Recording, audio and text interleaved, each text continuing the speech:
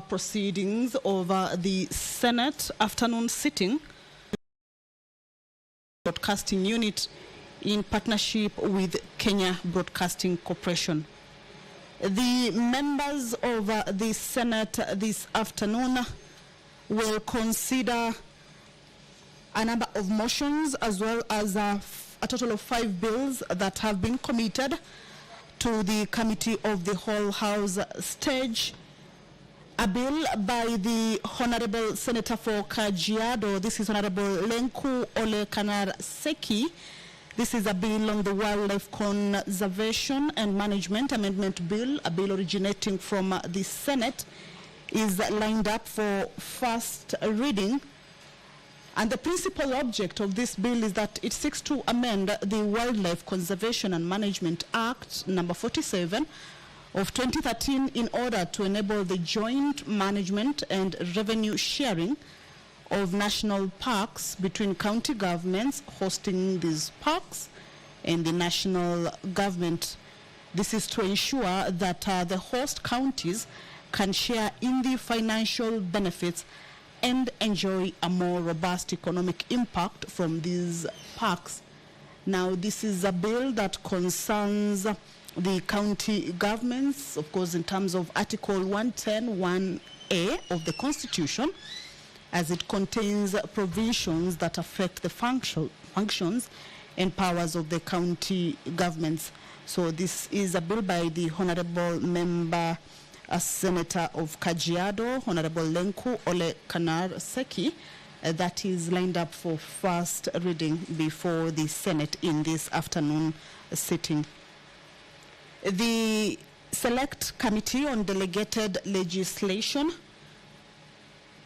a committee led by the Honorable Senator Mwenda Gataya Mofaya, will this afternoon seek the House to allow it extend the timeline for the consideration of the SACCO Society's Non-Deposit Taking Levy Order 2023, legal notice number 178 of 2023, by a further 21 days pursuant to Section 15(3) of the Statutory Instruments Act, to enable the committee consider the regulations and engage with all stakeholders and make its determination on or before Thursday, 11th April 2024. Now, the committee had 28 sitting days.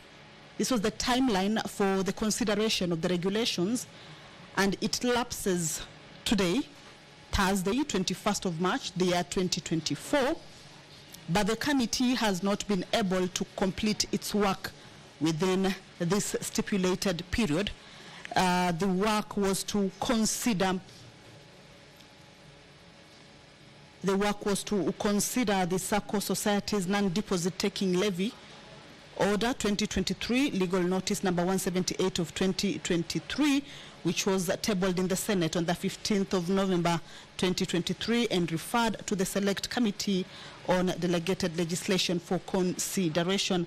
But the committee hasn't managed to complete its work within this duration. So this is a motion that the chairperson of the Select Committee on Delegated Legislation, Honorable Mwenda Gataya, will be moving to have the House resolve that the timeline be extended for a further 21 days to enable the committee consider the regulations and engage with all stakeholders and make its determination on or before Thursday, 11th April, the year 2024. This is a motion that is lined up for consideration at the floor of the Senate this afternoon in the business that has been set aside by the House Business Committee to undertake its mandate.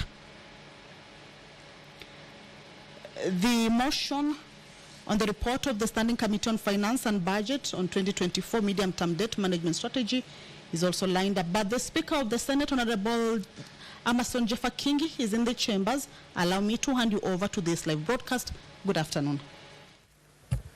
Let us pray. Almighty God, we beseech you to behold with abundant favor and blessings us, your servants, whom we have been pleased to call to leadership positions in this republic.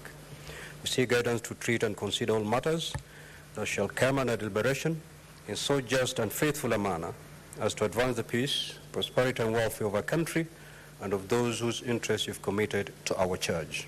Amen.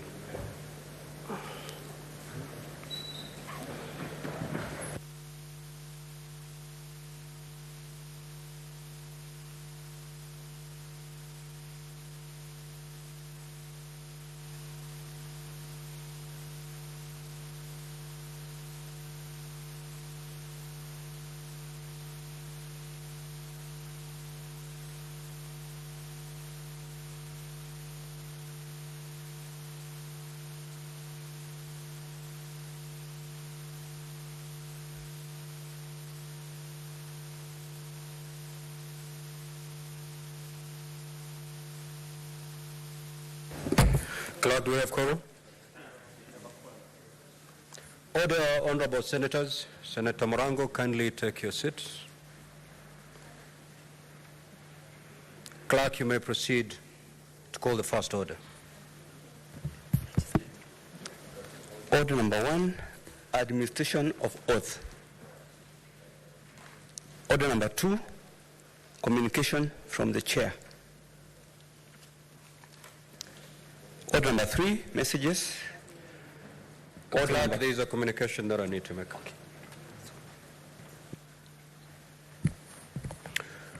Senator Mofire, take your seat as you struggle with your gadget. Take your seat. I would like to acknowledge, honorable senators, the presence in the Speaker's Gallery this afternoon of a visiting delegation from the County Assembly of Murang'a, comprising members of the Governance, Labor, Justice, and Legal Affairs Committee. The delegation is undertaking a one-day study visit in the Senate. I request each member of the delegation to be upstanding when called out so that they may be acknowledged in the Senate tradition. Honorable Jeremiah Chobe Mbatia, Chairperson. Honorable Pauline Jerry Mushiri, Vice Chairperson. Honorable Anthony Marubu Chege, Honorable Mark Gisheri Wainaina, Honorable Moses Mushiri Maina, Honorable Grace Shalene Wambui, Mr. John Kahari, Mr. Paul Njoroge Kirori, Mr. John Macharia, Ms. Grace W. Kabutha, and Ms. Marion Waithera. Honorable senators, in our usual tradition of receiving and welcoming visitors to Parliament, I extend a warm welcome to the delegation, and on behalf of the Senate, on my own behalf, wish them a fruitful visit. I'm not seeing the senator for Murang'a. However, I will allow Senator Veronica under 1 minute to extend a word of welcome. Thank you very much, Honorable Speaker. The delegation from Murang'a County, I want to take this opportunity to welcome you to Senate. We are delighted to have you here. And earlier on, we had very fruitful engagements with yourselves at the JLAC committee meeting, where we shared experiences from both Senate on how we can best carry out our oversight role and how you can affirm the members of the County Assembly of Murang'a in carrying out their oversight role as the representatives of the people at the county government level. We hope that you will enjoy your study tour today, and that by the time you go back to the county, you will become better and you will mirror the expectation of the people of Murang'a. So I take this opportunity to welcome you and say that we know you'll be better by the end of the day, and you can come again for better interactions on the issues that we were not able to cover during the joint JLAC committee meeting. Thank you. Next order, clerk. Order number 4, petitions. Order number 5, papers. The Majority Leader.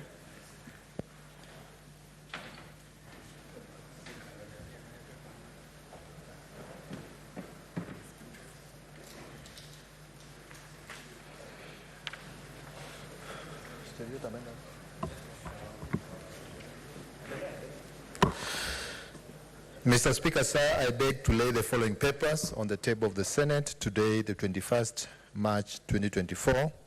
The reports of the Auditor General on the financial statements of the following for the year ended 30th June 2023.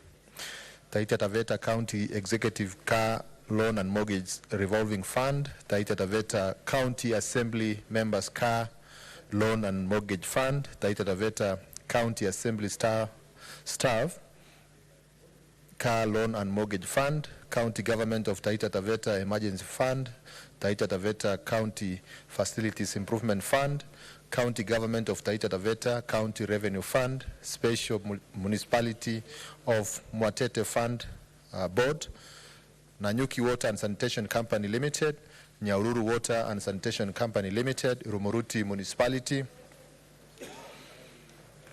County Executive of Kisumu, County Assembly of Kisumu, Kisumu County Emergency Fund, Kisumu County Car Loan and Mortgage Scheme Fund, Kiambu County Executive Staff Mortgage Scheme, Kiambu County Assembly Car Loan and Mortgage Scheme Fund, Kiambu County Climate Change Fund, Kiambu County Alcoholic Drinks and Control Fund, Kiambu County Education Bursary, County Executive of Kisii, County Government of Kisii, Receiver of Revenue, Kisii Bursary Fund, Kisii County Bursary Fund, Kisii County COVID Fund, Emergency Fund, Kisii County COVID-19 Emergency Fund, Kwale Municipality, Diani Municipality, County Executive of Kericho, County Assembly of Kericho, County Government of Kericho, Receiver of Revenue, Kericho County Enterprise Fund, Kericho County Fund, Turkana Senator County Muranga. Biashara Fund, Turkana County Education and Skills Development Fund, Lodwar Municipality, Busia Water Sewerage Services Company Limited, Wajir Water and Sewerage Company Limited, Municipality of Hola, County Government of Tana River, Kapsabet Municipality, Marsabit Municipality, Meru Water and Sewerage Services Registered Trustees, Iten Municipality. Thank you, Mr. Speaker. I beg to lay.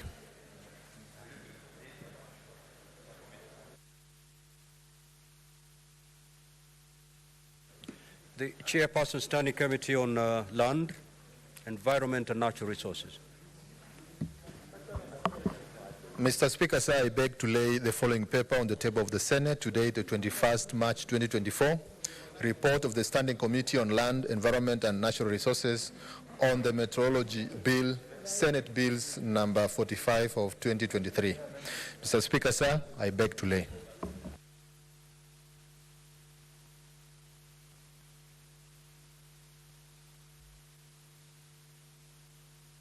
Next order, Clerk. Order number 6, notices of motion. Order number 7, questions and statements.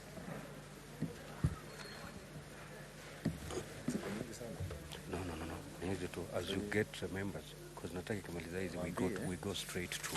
Mwambie wazisome tu, and then because as we get numbers ya voting, we just read the statement. Then Mimi ukina. lakini isikue kama jana. Hapana. Hakuna comments. Hakuna comment. Okay. But immediately you signal you have numbers. Yeah. Wherever.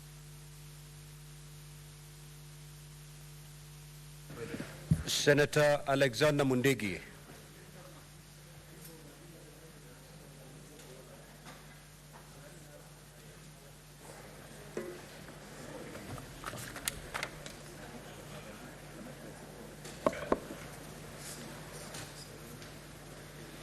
Request for statement on expenditure of corporate social responsibility CSR funds by Kenya Power and Lighting Company KPLC in Embu County. Mr. Speaker, sir, I ask in person to Standing Order 53-1 to check a statement from the Standing Committee on Energy on the arranged disproportionate expenditure of corporate social responsibility CSR funds by the Kenya Power and Lighting Company KPLC in Embu County in comparison to other counties that are home to electricity production plant in Kenya. In the statement, the committee should state the amount of electricity produced in hydroelectric dams in Embu County, including Masinga, Kamburu, Kindaruma, Gitaru, and Kiambere, by the Kenya Electricity Generating Company, KEMGEN, and disputed by the Kenya Power and Lighting Company, KPLC. 2. Outline the estimated proportion of KPLC annual profit attributable to the electricity it sells that is produced in the said 5 dams. State the amount of money KPLC set aside for CSR from 2021 to date and the counties in which the CSR budget was expanded, explaining the proportion of the CSR budget spent in Embu County and the project funded. And 4, elaborate on any plans in place to improve the livelihoods of communities that house and protect electricity production in Kenya, outlining which of those plans are programmed for Embu County. Mr. Speaker, sir, can I read the second one? Mr. Speaker, sir, request for statement on purchase on cereals by National Cereals and Produce Board in Embu County. Mr. Speaker, sir, I rise pursuant to Standing Order 53-1 to check a statement from the Standing Committee on Agriculture, Livestock and Fisheries regarding the purchase of cereals by the National Cereal and Produce Board, NCPB, from the farmers of Embu County. In the statement, the committee should, 1, provide the estimated questions of the last season's harvest in Embu County, specified in bags of cereals produced such as maize, beans, green grams, sorghum, cow beans, and other cereals, comparing these figures with the harvest of the previous 8 seasons to illustrate and any trend of changes over the last 4 years. 2, outline the quantity of bags of cereals that the NCPB has purchased from Embu County farmers over the last 4 years, providing a yearly breakdown. State the total amount of funds allocated for purchasing the February 2024 harvest from Embu County farmers, determining the plant purchase price per bags of the different cereal produce. And 4, explain any initiative or plans by the NCPB to assist farmers in Embu County in reducing post-harvest losses, including training, resources, or support service, empty of enhancing the quantity and quality of farmers' produce. Thank you, Mr. Speaker. Senator Mundigi, Embu County. Senator Edwin Sifuna.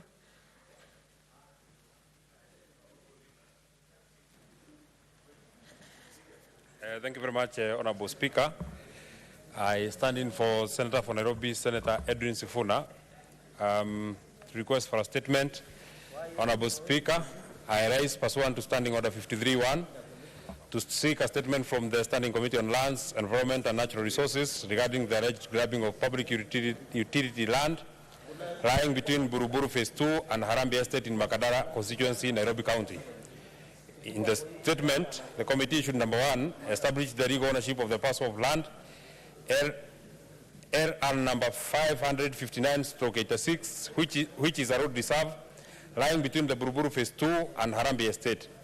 Number two, investigate the circumstances under which a private developer acquired the land, disclosing the individuals or entities responsible and any legal actions taken, and further spell out measures taken to ensure that residents regain access to the main road, which is currently blocked by the private developer. And number three, appraise the Senate on the measures taken by the government against the destruction of trees on the said parcel of land.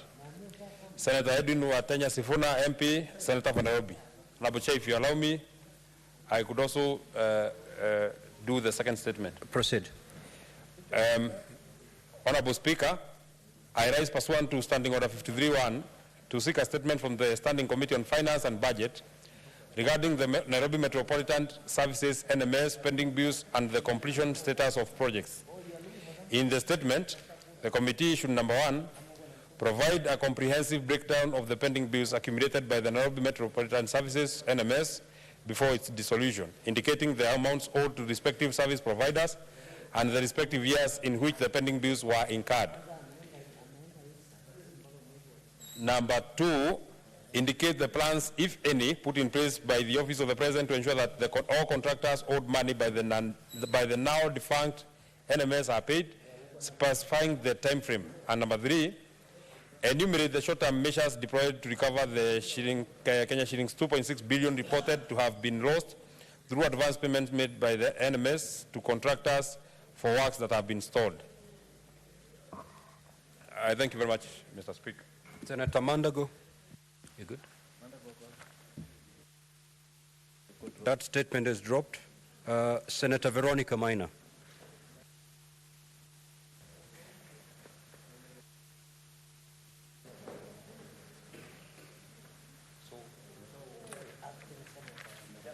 Thank you, Mr. Speaker, sir.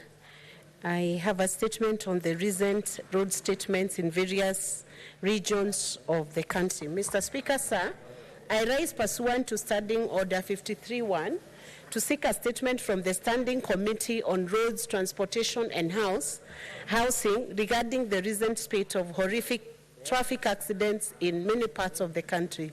In the statement, the committee should investigate the causes of the accidents that took place on the following roads. Gitagi Muranga Road on 25th February 2024, where 3 pupils from Maadili School in Juja lost their lives. 2, Kabarnet Marigat Road at Patkawanin in Baringo County on 16th March 2024, involving the Kapsabet Boys High School bus, where 2 people, a student and a teacher, lost their lives. Kimgul Oleguruene Silibwet Road on 19th March 2024 that claimed the lives of 5 people with 15 others sustaining injuries. 4, Katangi Kitui Machakos Road on 28th February 2024 near Katangi that claimed the lives of 9 people. 5, although Kisumu Nairobi Highway on 29th January 2024 at Otho that claimed the lives of 11 people with 50 others sustaining injuries. And 6, Voi Mombasa Nairobi Highway on 18th March 2024 involving a Kenyatta University bus and a truck where 11 students lost their lives and 42 others sustained injuries. Number 2, explain the roadworthiness of the vehicles involved in the accidents, stating the condition of the road infrastructure on the stretch of the road where the accidents occurred, as well as whether the drivers adhered to traffic regulations. And 3, recommend long-lasting solutions aimed at curbing these accidents and outline mechanisms in place, if any, to ensure enforcement of traffic laws, improved road signage and maintenance, and reinstatement of public awareness campaigns on road safety in Kenya. Thank you. Now, honorable senators, allow me at this juncture to invoke Standing Order 45-2 to rearrange the sequence of today's order paper. We will move to prosecute order number 10 and number 11, and thereafter we shall resume business as contained in the order paper. Clerk, proceed to call order number 10. Order number 10, motion, report of the Standing Committee on Finance and Budget on the county government's additional allocations cash disbursement schedule for financial year 23-24.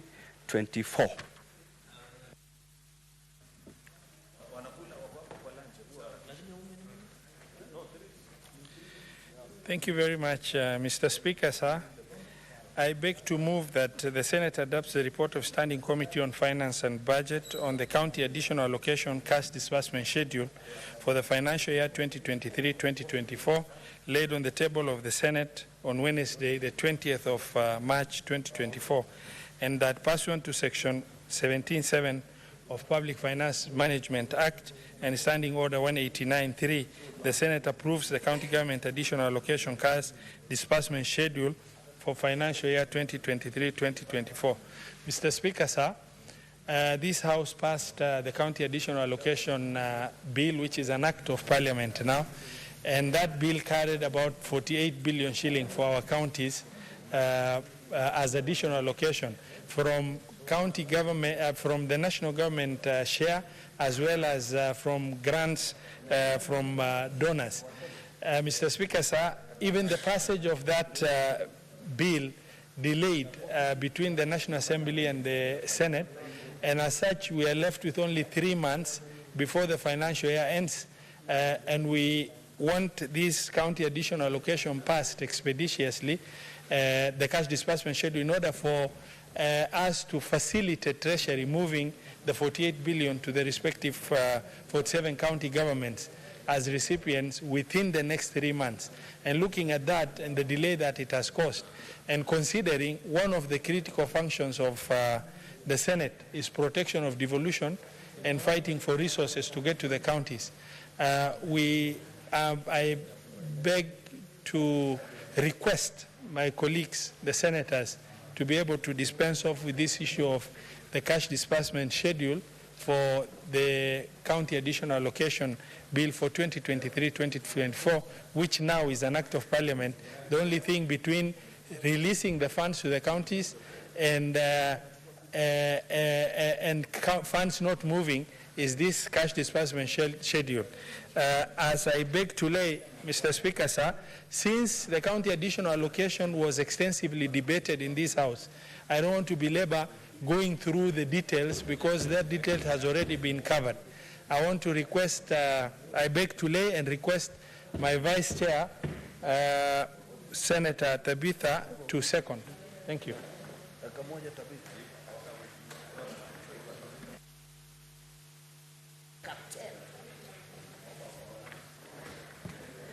Mr. Speaker, I do beg to second on the motion for the county government cash disbursement schedule, and still emphasize, Mr. Speaker, that we are behind time. I urge all colleagues to be able to expedite this particular process so that before we come to the end of the financial year 2023-2024, these monies can be received at the county level, the 48 billion. And to emphasize to colleagues that we have the first schedule, we have the second schedule, we have the third schedule, and the fourth schedule of these funds that we've been able to pass. First schedule has the aggregated and industrial parks amounting to 4.5 billion. The second schedule, Mr. Speaker, it has the court fines amounting to 108 million, 20% share of mineral royalties to 3 billion. We have the third schedule, Mr. Speaker, of 29 billion, and we also have the fourth schedule for the transfer of national government expenditure, which amounts to 4.12 billion, Mr. Speaker. Mr. Speaker, I want to urge colleagues to visit the library for the Senate and be able to look keenly in the document, that our document for the cash disbursement that has stipulated all the funds that are going to each and every county and from where they are all coming from. We have realized, Mr. Speaker, as a committee, we've pushed for funds starting from Of course, the equitable share, we've looked at this county additional allocation, equalization fund, and Mr. Speaker, we noticed that some counties have not even made input and progress to be able to ensure that they receive these funds, hence hindering development and services to its great people.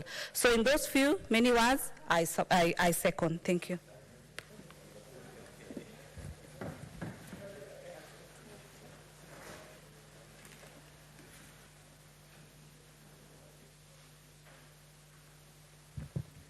Now, honorable senators, I propose the question. Does the Senate adopt the report of the Standing Committee on Finance and Budget on the county government's additional locations cash disbursement schedule for the financial year 2023-2024, laid on the table of the Senate on Wednesday, 20th of March 2024, and that pursuant to Section 17(7) of the Public Finance Management Act and Standing Order 189.3, the Senate approves the county government's additional locations cash disbursement schedule for the financial year 2023-2024. Senator, now, honorable senators, of course, at this juncture you would wish to make an intervention. However, with your concurrence, I may proceed to put the question. Very well. I will therefore proceed to put the question, which is that the Senate adopt the report of the Standing Committee on Finance and Budget on the county government's additional locations, cash disbursement schedule for the financial year 2023-2024, laid on the table of the Senate on Wednesday, the 20th of March 2024, and that pursuant to Section 17(7) of the Public Finance Act and Standing Order 189.3, the Senate approved the county government's additional locations cash disbursement schedule for the financial year 2023-2024. Now, honorable senators, as you're aware, this is a matter that indeed affects counties. We will proceed with the voting by delegates, and therefore at this juncture, I will ask the Sergeant at Arms to ring the division bell for 5 minutes.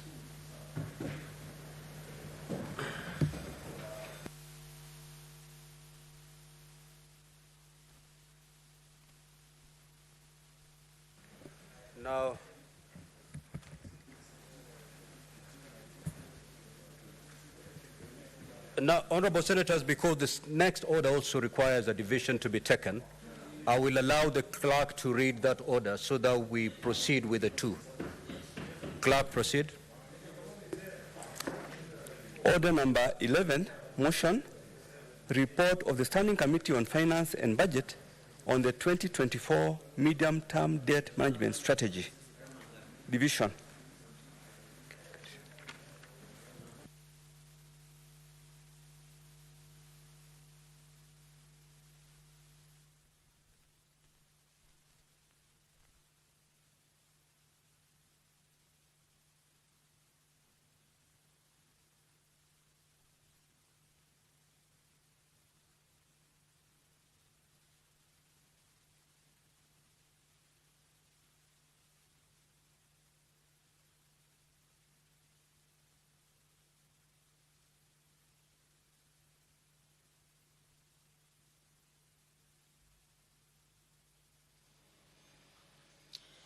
So the Speaker of the Senate, Honorable Amason Jeffakingi, has directed that the division bell be rung for 5 minutes.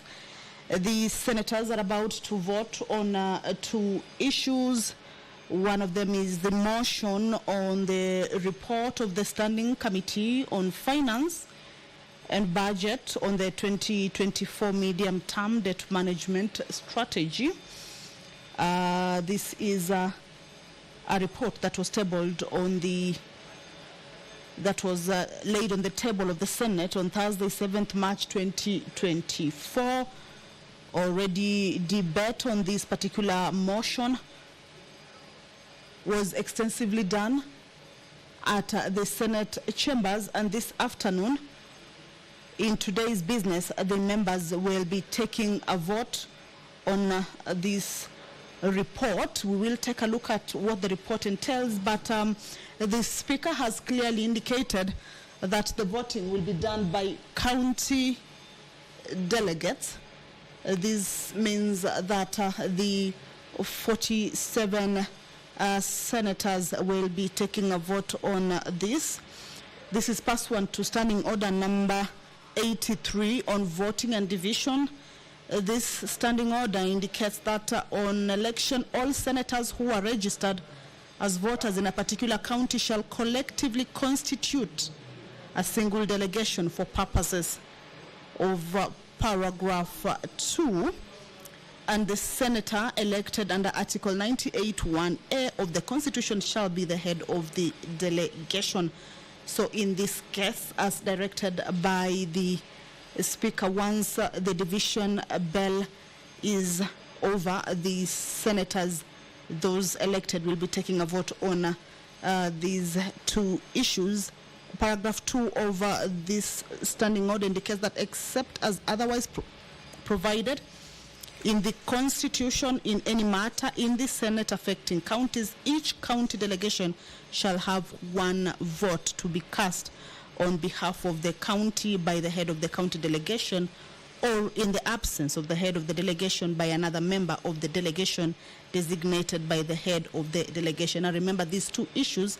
For instance, our budget on the finance and budget, the report by the Standing Committee on Finance and Budget on the 2024 medium-term debt management strategy, some of the issues that are affecting counties. So in this case, as indicated by the Speaker, is that each delegation or each senator will be taking a vote because these are matters that are affecting the counties. Part 2 of the paragraph 2. All right, allow me to hand you over to this voting session by the senators on these two issues.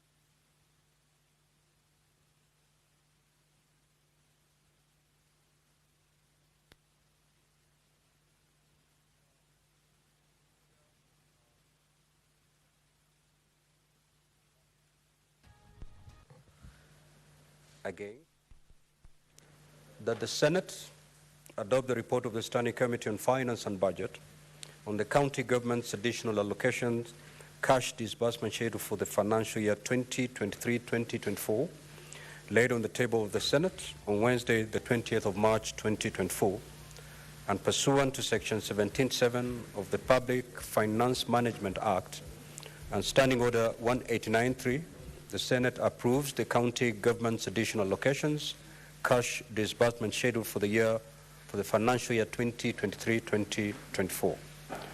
Now, voting, honorable senators, will be done electronically, and therefore, at this juncture, I will request honorable senators to log out.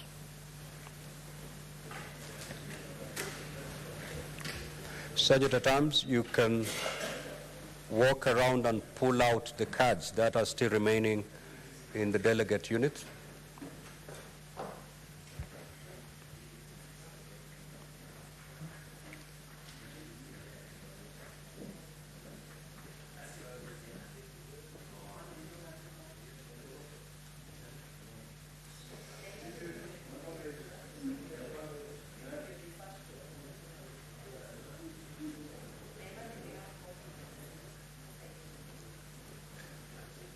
Sergeant at Arms, once that exercise is done, kindly signal.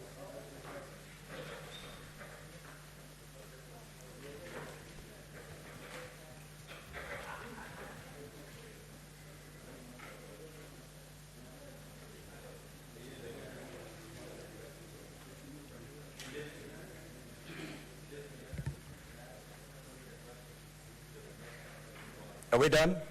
Sergeant at Arms? We are good? Thank you. So honorable senators, kindly log back into the delegate unit.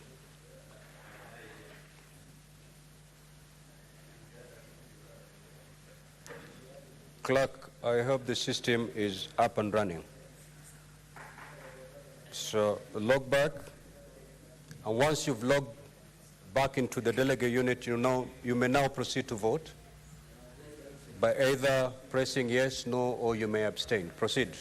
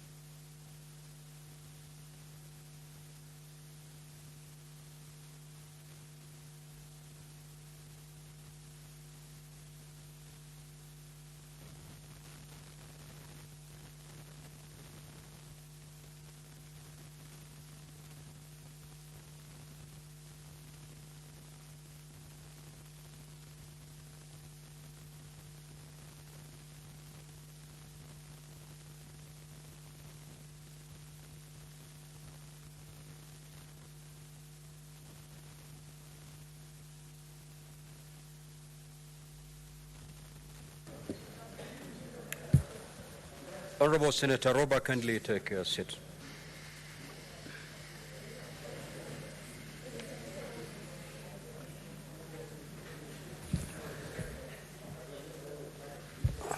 Honorable Senators, the results of the division are as follows. Nays, 0. Abstentions, 0. Ayes, 28. So the ayes have it. Now we will straight away proceed to take a division on order number 11. So kindly log out.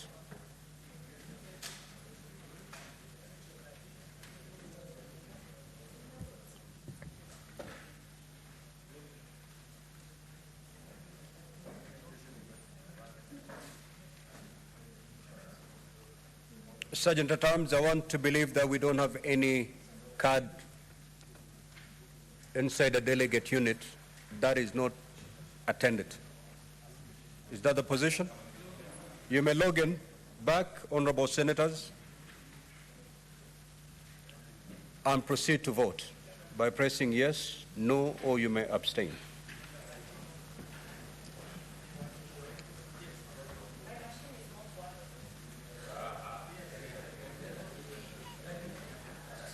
Are you a registered voter, Honorable? Yeah? Pardon? Now, Honorable Senators, let me put the question as you proceed to vote. That the Senate adopt the report of the Standing Committee on Finance and Budget on the 2024 medium-term debt management strategy laid on the table of the Senate on Thursday, 7th March 2024.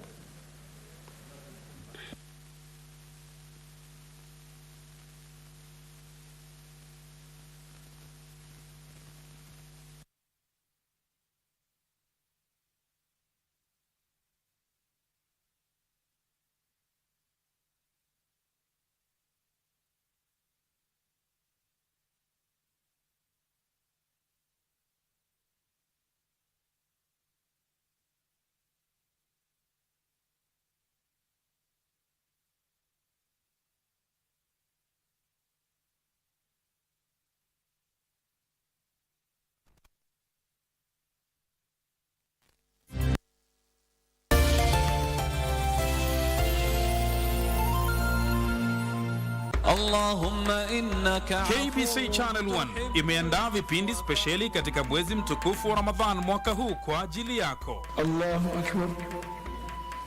Assalamu alaikum wa rahmatullahi wa barakatuh. Kando na ukumbi wa Kiislamu na hutuba ya Ijumaa, kutakuwa na makala yanayoangazia masuala ya funga, mawaidha, whosoever witnesses the month of Ramadan, then he should fast. Vipindi vya mapishi. Katika mapishi ya Ramadhani tutatayarisha pilau ya korosho. Utahitaji viazi, vitunguu vinne vikubwa, zabibu na kaswida mbalimbali. Pia tumekuandalia kalenda ya Ramadhan ili kukuweka kwenye mstari wa mbele katika funga yako. Tazama runinga ya KBC Channel 1 katika mwezi huu mtukufu wa Ramadhan ili kukuza na kuhifadhi imani yako. Je, ni nani angeweza kutuinua kutuweka juu? Fasting is just abstinence from something physical, temporal, so that you are able to gain some spiritual advantage. So basically it doesn't just entail food? No, it doesn't entail food. And in fact that is so critical because there are people whose passion and priority is not food actually. We are dealing with a very interesting generation today. If you took away something like social media, for instance, to them is a very big deal from maybe food or something else. So we can fast social media? Correct.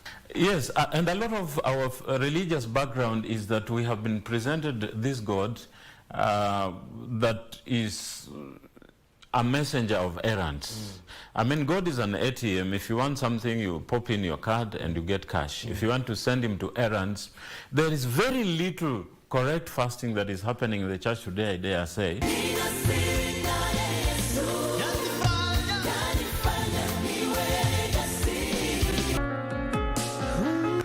Alonzo ended our partnership.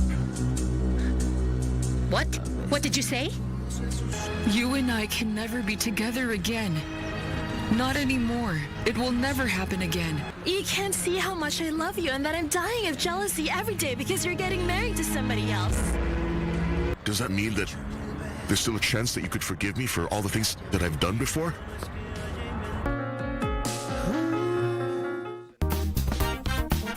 And one thing about golf, especially when you are a career woman, is that it's the one thing that you can play on your own, or also play it socially. And even as you play it socially, yes, there are so many things that you get to solve. For a long time, women could not visit this club. And I have done a paper on, it's called Challenges of assimilating members who don't conform in quotes. One thing about golf is that it takes up time. You need like 5 hours. Yes. 4 to 5 hours to play. Indeed, yeah. So, balancing the role of being a mother, balancing a role of having a job can be a challenge. But otherwise, it's fun. You get to interact with different personalities.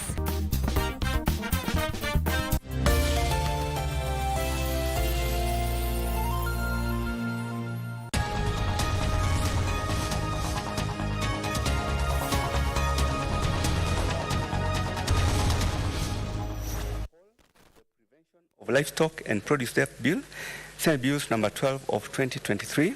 Order number 15, Committee of the Whole, the Food and Feed Safety Control Coordination Bill, National Assembly Bills number 21 of 2023. Order number 16, Committee of the Whole, the Parliamentary Powers and Privileges Amendment Bill, Senate Bills number 37 of 2023. Order number 17, Committee of the Whole, the Public Service Values and Principles Amendment Bill, National Assembly Bills number 46 of 2022.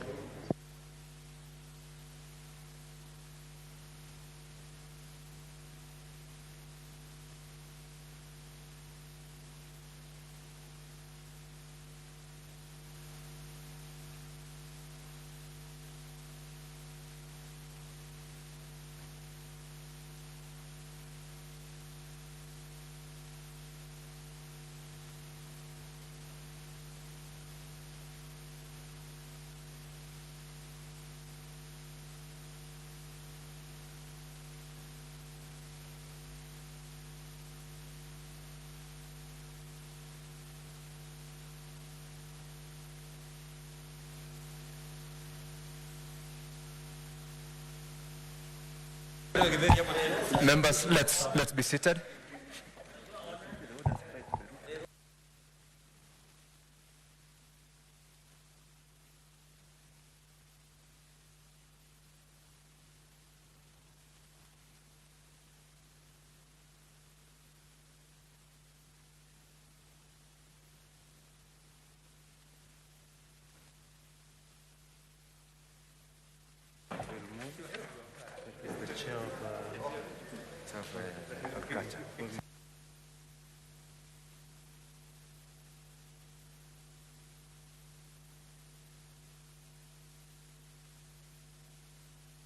All right. Okay. So.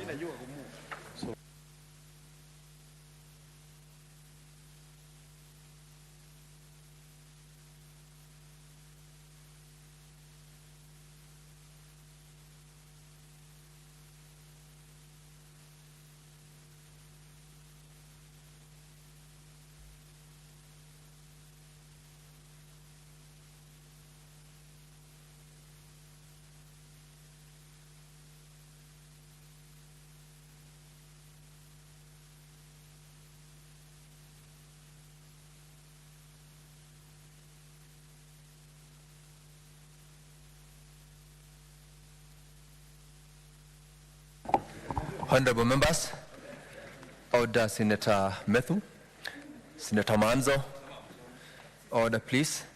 We are moving into the Committee of the Whole in the Coffee Bill, Senate Bills number 10 of 2023, and owing to, of course, the extent of the proposed amendments, we will move as fast as we can, and right away we proceed. Mr. Clerk. Clause 3. Honorable members, I propose the question that Clause 3 be part of the bill, and I ask Senator Methu to move the amendment.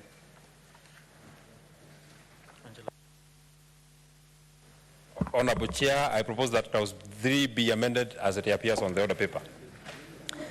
I now propose the question that Clause 3 be amended as proposed, and I put the question that Clause 3 be amended as proposed. Division at the end. Clause 4. Honorable members, I propose the question that Clause 4 be part of the bill, and I ask the Chairperson, Standing Committee on Agriculture, Livestock and Fisheries, Senator Methu, proceed to move. Honorable Chair, I propose that Clause 4 be amended as it appears on the order paper. Members, I propose the question that Clause 4 be amended as proposed, and I put the question that Clause 4 be amended as proposed. Division at the end. Clause 5. Honorable members, I propose the question that Clause 5 be part of the bill, and put the question that Clause 5 be part of the bill. Division at the end. Clause 6. Honorable members, I propose the question that Clause 6 be part of the bill. Senator Methu, kindly move the proposed amendments. Honorable Chair, I propose that Clause 6 be amended as it appears on the order paper. I now propose the question that Clause 6 be amended as proposed, and put the question that Clause 6 be amended as proposed. Division at the end. Clause 7.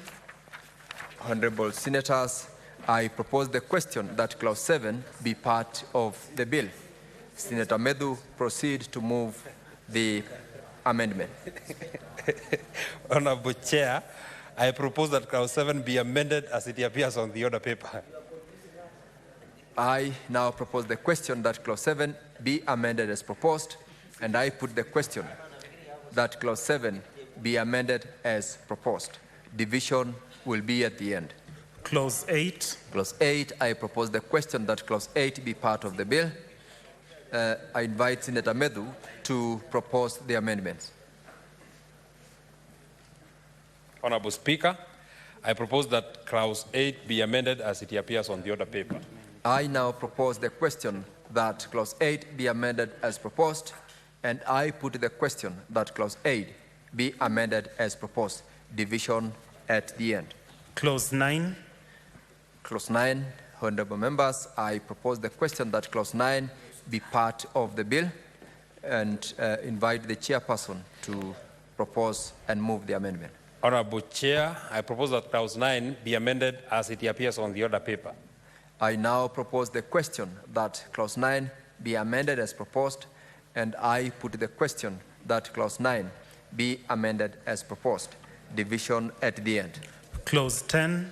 Clause 10, I propose the question that Clause 10 be part of the bill, and put the question that Clause 10 be part of the bill. Division at the end. Clause 11. Honorable members, I propose the question that Clause 11 be part of the bill, and ask the chairperson, Standing Committee on Agriculture, Livestock and Fisheries, to move the amendment. Honorable Chair, I propose that Clause 11 be amended as it appears on the order paper. I now propose the question that Clause 11 be amended as proposed, and put the question that Clause 11 be amended as proposed. Division at the end. Clauses 12, 13, 14, 15, 16, 17, and 18. Honorable members, I propose the question that Clauses 12, 13, 14, 15, 16, 17, and 18 be part of the bill. And I now put the question that Clauses 12, 13, 14, 15, 16, 17, and 18 be part of the bill.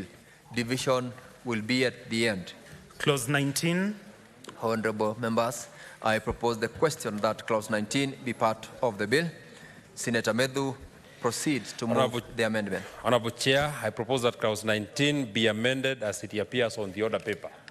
I now propose the question that Clause 19 be amended as proposed, and I put the question that Clause 19 be amended as proposed. Division at the end.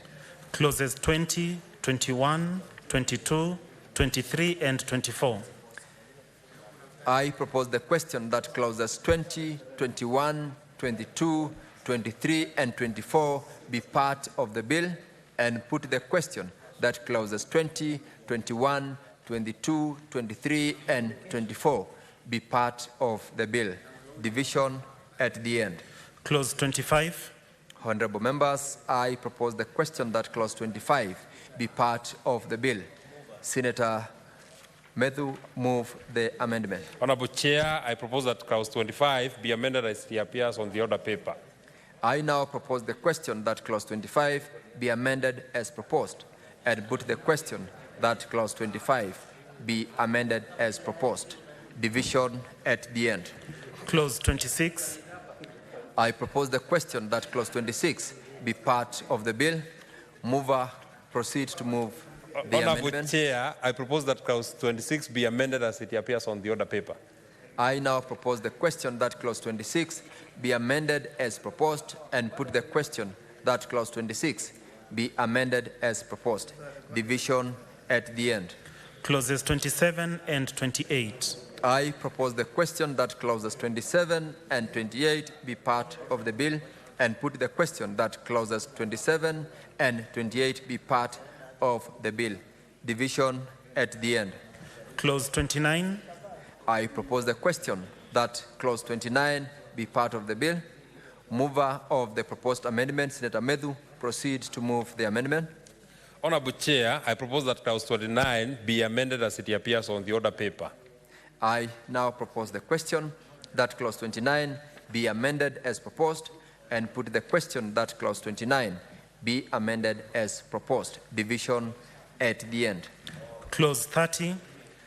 Honorable members, I propose the question that clause 30 be part of the bill and put the question that clause 30 be part of the bill. Division at the end. Clause 31. Honorable members, I propose the question that clause 31 be part of the bill and ask the mover of the amendment propose to move. Honorable Chair, I propose that clause 31 be amended as it appears on the order paper. I propose the question that clause 31 be amended as proposed, and I put the question that clause 31 be amended as proposed. Division at the end. Clause 32. Honorable members, I propose the question that clause 32 be part of the bill. Mover Senator Medhu, proceed to move Honorable the Chair, amendment. Honorable Chair, I propose that clause 32 be amended as it appears on the order paper. I propose the question that clause 32 be amended as proposed and put the question that clause 32 be amended as proposed. Division at the end. Clause 33. Honorable Senators, I propose the question that clause 33 be part of the bill and put the question that clause 33 be part of the bill. Division at the end. Clause 34. Clause 34, I propose the question that clause 34 be part of the bill and ask the mover to move the amendment. Honorable Chair, I propose that clause 34 be amended as it appears on the order paper. I propose the question that clause 34 be amended as proposed and put the question that clause 34 be amended as proposed. Division at the end. Clauses 35 and 36. Honorable members, I propose the question that clause 35 and clause 36 be part of the bill and put the question that clause 35 and clause 36 be part of the bill. Division at the end. Clause 37. I propose the question that clause 37 be part of the bill and ask Senator Medhu to move the amendment. Honorable Chair, I propose that clause 37 be amended as it appears on the order paper. I propose the question that clause 37 be amended as proposed and put the question that clause 37 be amended as proposed. Division at the end. Clauses 38, 39, 40, and 41. Honorable members, I propose the question that clause 38, clause 39, clause 40, clause 41 be part of the bill and put the question that clause 38, clause 39, clause 40, and clause 41 be part of the bill. Division at the end. Clause 42. I propose the question that clause 42 be part of the bill. Senator Medhu, move the amendment. Honorable Chair, I propose that clause 42 be amended as it appears on the order paper.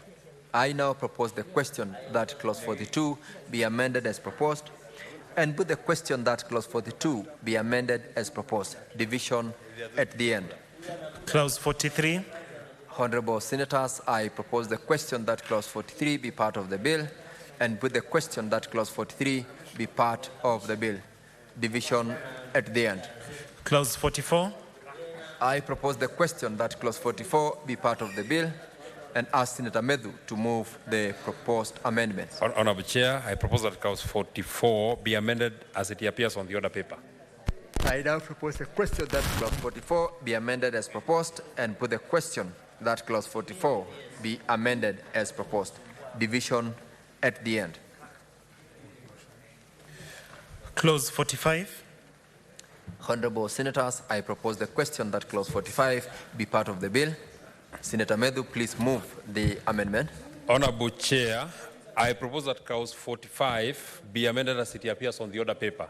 I now propose the question that clause 45 be amended as proposed and put the question that clause 45 be amended as proposed. Division at the end. Clause 46. I propose the question that clause 46 be part of the bill. Senator Medu move the proposed amendment. Honorable Chair, I propose that clause 46 be amended as it appears on the order paper. I now propose the question that clause 46 be amended as proposed and put the question that clause 46 be amended as proposed. Division at the end. Clause 47. Honorable members, I propose the question that clause 47 be part of the bill. Senator Medu, please move the proposed amendments. Honorable Chair, I propose that clause 47 be amended as it appears on the order paper. I now propose the question that clause 47 be amended as proposed and put the question that clause 47 be amended as proposed. Division at the end. Clause 48. Honorable members, I propose the question that clause 48 be part of the bill and ask the mover, Senator Medu, to move the proposed amendments. Honorable Chair, I propose that clause 48 be amended as it appears on the order paper. I now propose the question that clause 48 be amended as proposed and put the question that clause 48 be amended as proposed. Division at the end. Clause 49. Honorable Senators, I propose the question that clause 49 be part of the bill. Senator Medu. Honorable Chair, I propose that clause 49 be amended as it appears on the order paper. I propose the question that clause 49 be amended as proposed and put the question that clause 49 be amended as proposed. Division at the end. Clause 50.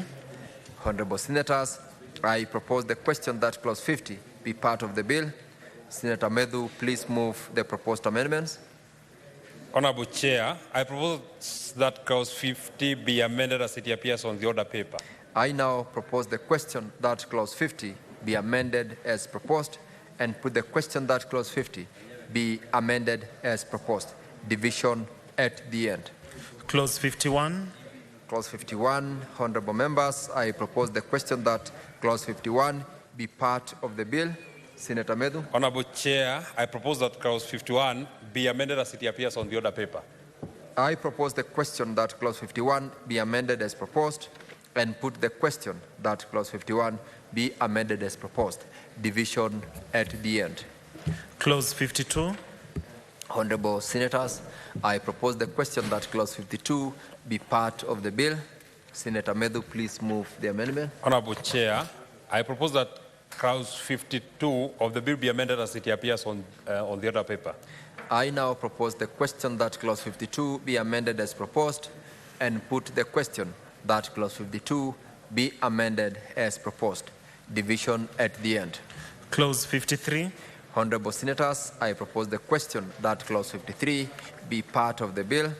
Senator Medu, Honorable proceed Chair, to move the amendment. Sorry, Honorable Chair, I propose that clause 53 of the bill be amended as it appears on the order paper. I now propose the question that clause 53 be amended as proposed, and I put the question that clause 53 be amended as proposed. Division at the end. Clause 54. I propose the question that clause 54 be part of the bill and put the question that clause 54 be part of the bill. Division at the end. Clause 55. I propose the question that clause 55 be part of the bill. Senator Medu. Honorable Chair, I propose that clause 55 be amended as it appears on the order paper. I now propose the question that clause 55 be amended as proposed and put the question that clause 55 be amended as proposed. Division at the end. Clauses 56 and 57. Honorable Senators, I propose the question that clause 56 and clause 57 be part of the bill and put the question that clause 56 and clause 57 be part of the bill. Division at the end. Clause 58. Honorable Senators, I propose the question that clause 58 be part of the bill. Senator Medu. Honorable Chair, I propose that clause 58 be amended as it appears on the order paper. I now propose the question that clause 58 be amended as proposed and put the question that clause 58 be amended as proposed. Division at the end. Clause 59. I propose the question that clause 59 be part of the bill. Senator Medu. Honorable Chair, I propose that clause 59 be amended as it appears on the order paper. I now propose the question that clause 59 be amended as proposed and put the question that clause 59 be amended as proposed. Division at the end. Clauses 60, 61, and 62. Honorable Senators, I propose the question that clause 60, clause 61, and clause 62 be part of the bill and put the question that clause 60, clause 61, and clause 62 be part of the bill. Division at the end. Clause 63. Honorable members, I propose the question that clause 63 be part of the bill. Senator Medu. Honorable Chair, I propose that clause 63 be amended as it appears on the order paper. I propose the question that clause 63 be amended as proposed, and I put the question that clause 63 be amended as proposed. Division at the end. Clause 64. Honorable Senators, I propose the question that clause 64 be part of the bill. Senator Medu, please move the amendment. Honorable Chair, I beg to move that clause 64 of the bill be amended as it appears on the order paper. I now propose the question that clause 64 be amended as proposed and put the question that clause 64 be amended as proposed. Division at the end. Clauses 65 and 66. Honorable Senators, I propose the question that clause 65 and clause 66 be part of the bill and put the question that clause 65 and clause 66 be part of the bill. Division will be at the end. Clause 67. Honorable Senators, I propose the question that clause 67 be part of the bill. Senator Medu, please move the proposed amendments. Honorable Chair, I beg to move that clause 67 be amended as it appears on the order paper. Honorable Senators, I now propose the question that clause 67 be amended as proposed and put the question that clause 67 be amended as proposed. Division at the end. Clause 68. Honorable Senators, I propose the question that clause 68 be part of the bill. Senator Medu, Honorable Chair, to move the amendment. Honorable Chair, I beg to move that clause 68 of the bill be amended as it appears on the order paper. I propose the question that clause 68 be amended as proposed, and I put the question that clause 68 be amended as proposed. Division at the end. Clause 69. Honorable Senators, I propose the question that clause 69 be part of the bill. Senator Medu, please move the proposed amendment. Honorable Chair, I beg to move that clause 69 be amended as it appears on the order paper. I now propose the question that clause 69 be amended as proposed, and I put the question that clause 69 be amended as proposed. Division at the end. Clause 70. Honorable Senators, I propose the question that clause 70 be part of the bill. Senator Medu, please move the proposed amendments. Honorable Chair, I beg to move that clause 70 of the bill be amended as it appears on the order paper. I now propose the question that clause 70 be amended as proposed and put the question that clause 70 be amended as proposed. Division at the end. Clause 71. Honorable Senators, I propose the question that clause 71 be part of the bill and ask the mover of the proposed amendments to move.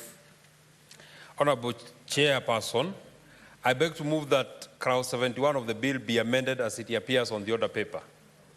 I now propose the question that clause 71 be amended as proposed and put the question that clause 71 be amended as proposed. Division at the end. Clause 72. Honorable Senators, I propose the question that clause 72 be part of the bill. Mover to proceed to move the amendment. Honorable Chair, I beg to move that clause 72 of the bill be amended as it appears on the order paper. I now propose the question that clause 72 be amended as proposed and put the question that clause 72 be amended as proposed. Division at the end. Clause 73. Honorable Senators, I propose the question that Clause 73 be part of the bill. Senator Medu, proceed to move the proposed amendment. Honorable Chairperson, I beg to move that Clause 73 of the bill be amended as it appears on the order paper. I now propose the question that Clause 73 be amended as proposed and put the question that Clause 73 be amended as proposed. Division at the end. Clause 74. Honorable Senators, I propose the question that Clause 74 be part of the bill. Senator Medu, please move the proposed amendment. Honorable Chairperson, I beg to move that Clause 74 of the bill be amended as it appears on the order paper. Honorable Senators, I now propose the question that Clause 74 be amended as proposed and put the question, honorable members, that Clause 74 be amended as proposed. Division at the end. Clause 75. Honorable members, I propose the question that Clause 75 be part of the bill. Senator Medu, proceed to move the proposed amendments. Honorable Chairperson, I beg to move that Clause 75 of the bill be amended as it appears on the order paper. I now propose the question that Clause 75 be amended as proposed, and I put the question that Clause 75 be amended as proposed. Division at the end. Clause 76. Honorable Senators, I propose the question that Clause 76 be part of the bill and put the question that Clause 76 be part of the bill. Division at the end. Clause 77. Honorable members, I propose the question that Clause 77 be part of the bill and ask the mover to move the proposed amendments. Honorable Chairperson, I beg to move that Clause 77 of the bill be amended as it appears on the order paper. I propose the question that Clause 77 be amended as proposed and put the question that Clause 77 be amended as proposed. Division at the end. Clause 78. Honorable Senators, I propose the question that Clause 78 be part of the bill and ask Senator Medu to move the proposed amendments. Honorable Chairperson, I beg to move that Clause 78 of the bill be amended as it appears on the order paper. I now propose the question that Clause 78 be amended as proposed and put the question that Clause 78 be amended as proposed. Division at the end. Clause 79. I propose the question that Clause 79 be part of the bill. Senator Medu, proceed to move the proposed amendments. Honorable Chairperson, I beg to move that Clause 79 of the bill be amended as it appears on the order paper. I now propose the question that Clause 79 be amended as proposed and put the question that Clause 79 be amended as proposed. Division at the end. Clause 80. Honorable Senators, I propose the question that Clause 80 be part of the bill. Senator Medu, proceed to move the proposed amendments. Honorable Chairperson, I beg to move that Clause 80 of the bill be amended as it appears on the order paper. I now propose the question that Clause 80 be amended as proposed and put the question that Clause 80 be amended as proposed. Division at the end. Clause 81. Honorable Senators, I propose the question that Clause 81 be part of the bill.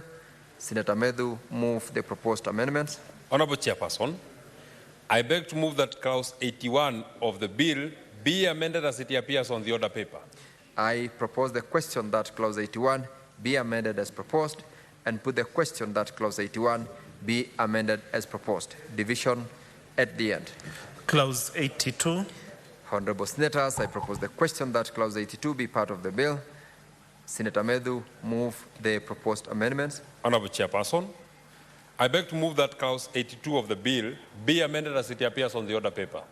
I now propose the question that Clause 82 be amended as proposed and put the question that Clause 82 be amended as proposed. Division at the end. Clauses 83, 84, and 85. Honorable Senators, I propose the question that Clause 83, Clause 84, and Clause 85 be part of the bill. And I put the question that Clause 83, Clause 84, and Clause 85 be part of the bill. Division at the end. Clause 86. Honorable Senators, I propose the question that Clause 86 be part of the bill.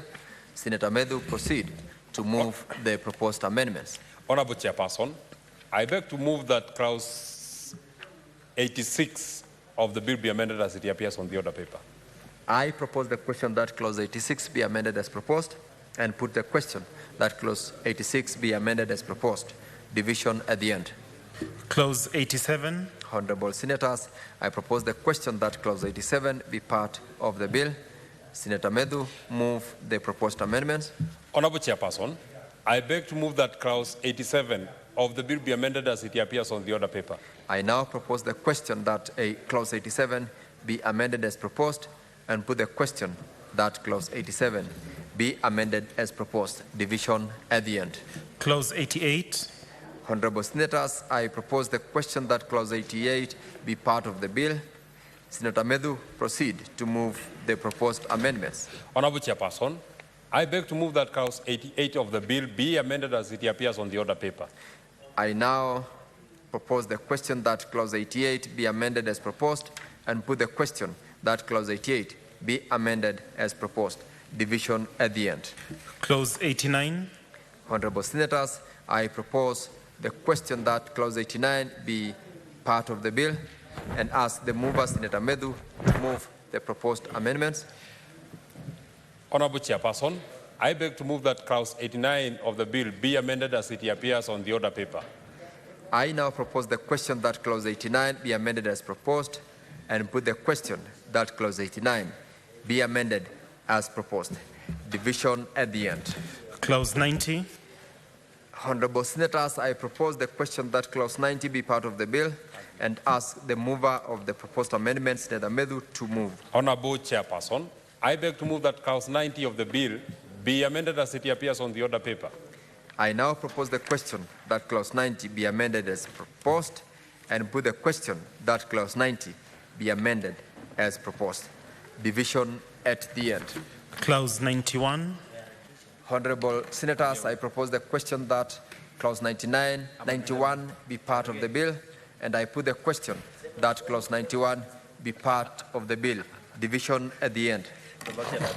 Clause 92. I propose the question that clause 92 be part of the bill and ask the mover, Senator Medu, to move. Honorable Chairperson, I beg to move that clause 92 of the bill be amended as it appears on the order paper. I now propose the question that clause 92 be amended as proposed and put the question that clause 92 be amended as proposed. Division at the end. Clause 93. I propose the question that clause 93 be part of the bill and put the question that clause 93 be part of the bill. Division at the end. Clause 94. I propose the question that clause 94 be part of the bill and ask the mover, Senator Medu, to move. Honorable Chairperson, I beg to move that clause 94 of the bill be amended as it appears on the order paper. I now propose the question that clause 94 be amended as proposed and put the question that clause 94 be amended as proposed. Division at the end. Clause 95. Honorable Senators, I propose the question that clause 95 be part of the bill and put the question that clause 95 be part of the bill. Division at the end. Clause 96. Honorable Senators, I propose the question that clause 96 be part of the bill and ask Senator Medu to move the proposed amendments. Honorable Chairperson, I beg to move that clause 96 of the bill be amended as it appears. Senator Medu. As it appears, sorry.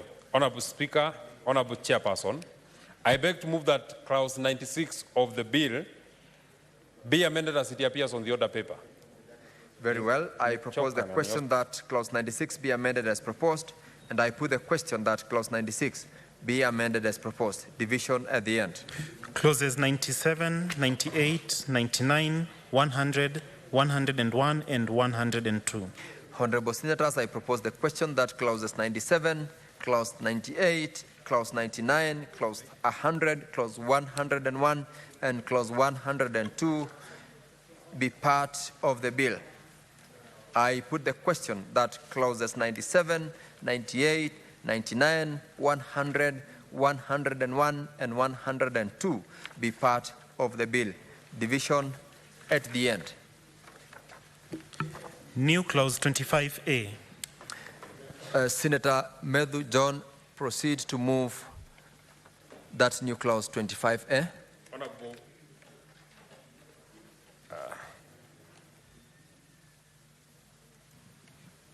Honorable Chairperson, I beg to move that new clause 25A be read a second time. Honorable Senators, I now propose the question that new clause 25A be now read a second time, and I put the question that new clause 25A be now read a second time. Division at the end. New clause 44A. Senator John Medhu proceeds to move the new clause 44A.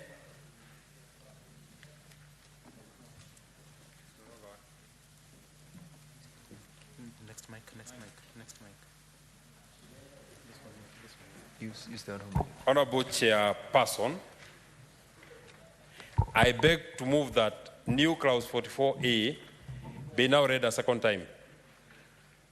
Honorable Senators, I now propose the question that new clause 44A be now read a second time. I put the question that new clause 44A be now read a second time. Division at the end. New clause 44B. Senator John Medhu proceed to move the new clause 44B. Honorable Chairperson, I beg to move that new clause 44B be now read a second time. I now propose the question that new clause 44B be now read a second time, and put the question that new clause 44B be now read a second time. Division at the end. New clause 51A. Senator John Medhu move the new clause. Honorable Chairperson, I beg to move that new clause 51A be now read a second time. I now propose the question that new clause 51A be now read a second time, and put the question that new clause 51A be now read a second time. Division at the end. New clause 51B. Senator Medhu proceed to move the new clause 51B. Honorable Chairperson, I beg to move that new clause 51B be now read a second time. I now propose the question that new clause 51B be now read a second time, and I put the question that new clause 51B be now read a second time. Division at the end. The first schedule. Honorable Senators, I propose the question that the first schedule be part of the bill, and I ask the mover, Senator John Medhu, to move the proposed amendments. Honorable Chairperson, I beg to move that the first schedule be amended as it appears on the order paper. And Honorable Senators, I now propose the question that the first schedule be amended as proposed, and I put the question that the first schedule be amended as proposed. Division at the end. The second schedule. Honorable Senators, I propose the question that the second schedule be part of the bill, and ask the mover to move the proposed amendment. Honorable Chairperson, I beg to move that the second schedule be amended as it appears on the order paper. Honorable Senators, I propose the question that the second schedule be amended as proposed, and put the question that the second schedule be amended as proposed. Division at the end. Clause 2. Honorable Senators, I propose the question that clause 2 be part of the bill, and ask the chairperson to move the amendment. Where is it?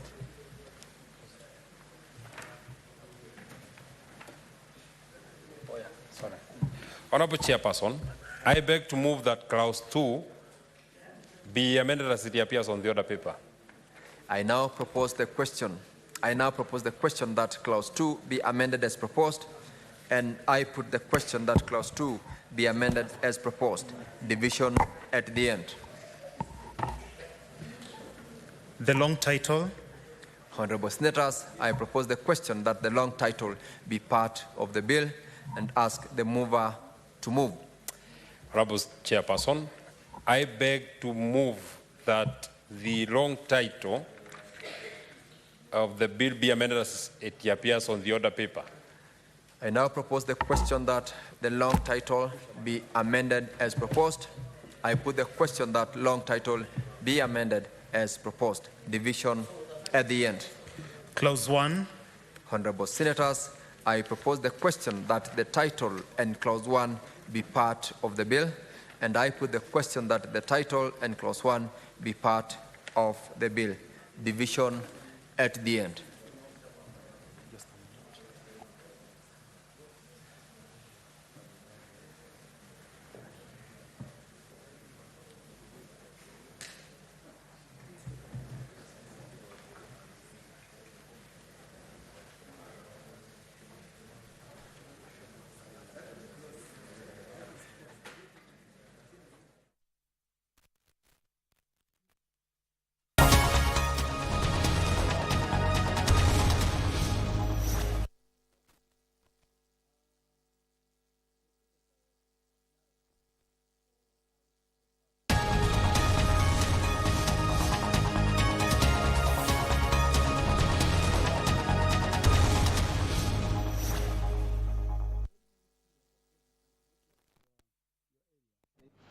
But it cannot be any sooner than the Vice Chair is mentioning, because the House is going on recess. But you know the problem now, Chairman, Mr. Speaker, is that this secondary school, this particular one, they have received the results 3 times. The one which the student applied for the text message, the nominal roll which was provided for the school on 8th, and another one which came with a conflicting result on 27th January.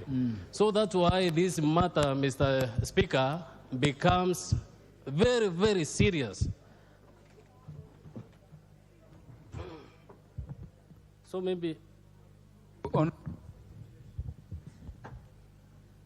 Is it possible for the Departmental Committee on Education to consider this matter during recess, so that when the House resumes, we have a report, not just concerning this particular student or school, but several others whose petitions were sent to the Kenya National Examination Council? Speaker, when you look at the schedule we have as a committee, just like I've explained, the week from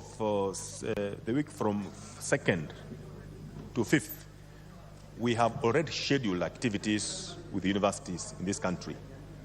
So the only time we have that we can have a meeting to look at that matter is the week from 8th, when we resume Parliament on 9th. So we can only invite the CS on 9th of April to give us some information, then make a presentation on 11th of April. That's the only feasible time. So which date did you say you want to respond? 9th or 11th? Chairman, when we invite the CS on 9th of April, then after receiving a response from the CS, we can actually report on 11th. Yeah, so Honorable Murigi, that is reasonable. And all members whose constituents are similarly affected may attend the committee proceedings so that the matters are addressed at once. It is so directed. The Honorable Titus Lote on special request.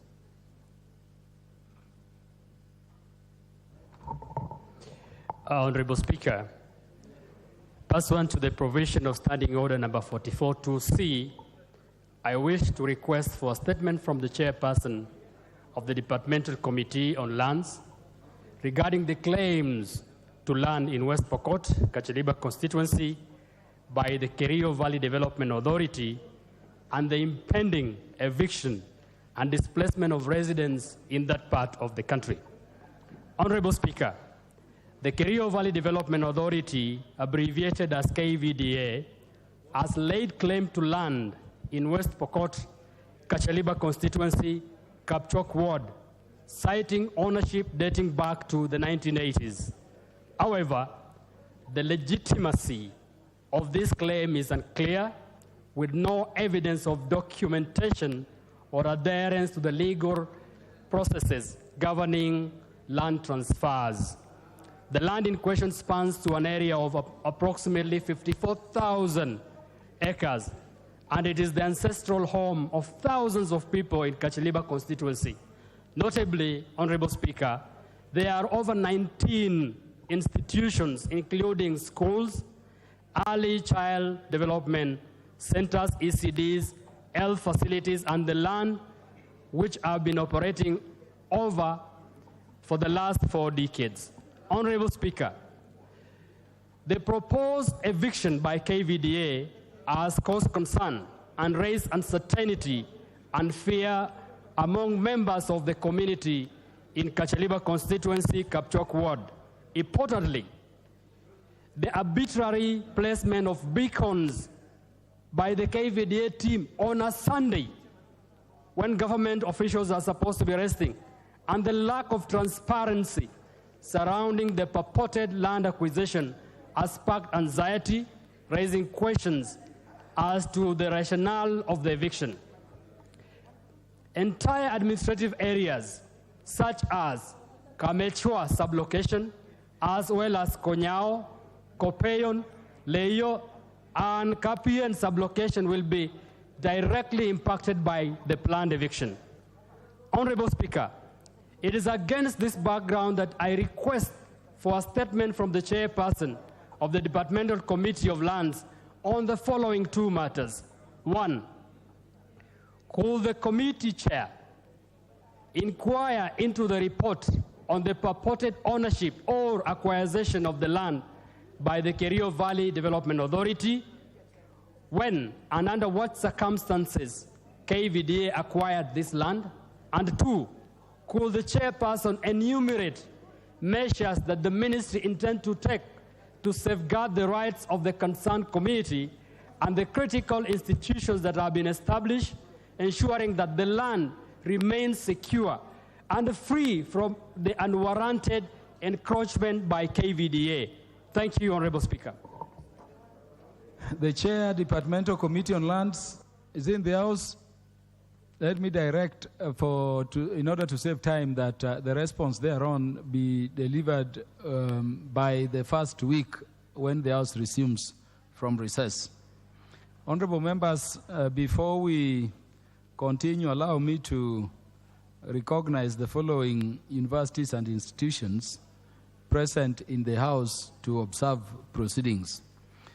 There is Machakos University, based in Machakos town in Machakos County. There is Olserian Secondary School from Narok North, Narok County. And there is Lake Solai Secondary School from Rongai constituency in Nakuru County in the public gallery. In the Speaker's Gallery, we have Brookshine School from Kasarani constituency in Nairobi County, and also Kanjalu Girls from Tigania West constituency in Meru County. You are all welcome to observe proceedings of Parliament in the House of the National Assembly.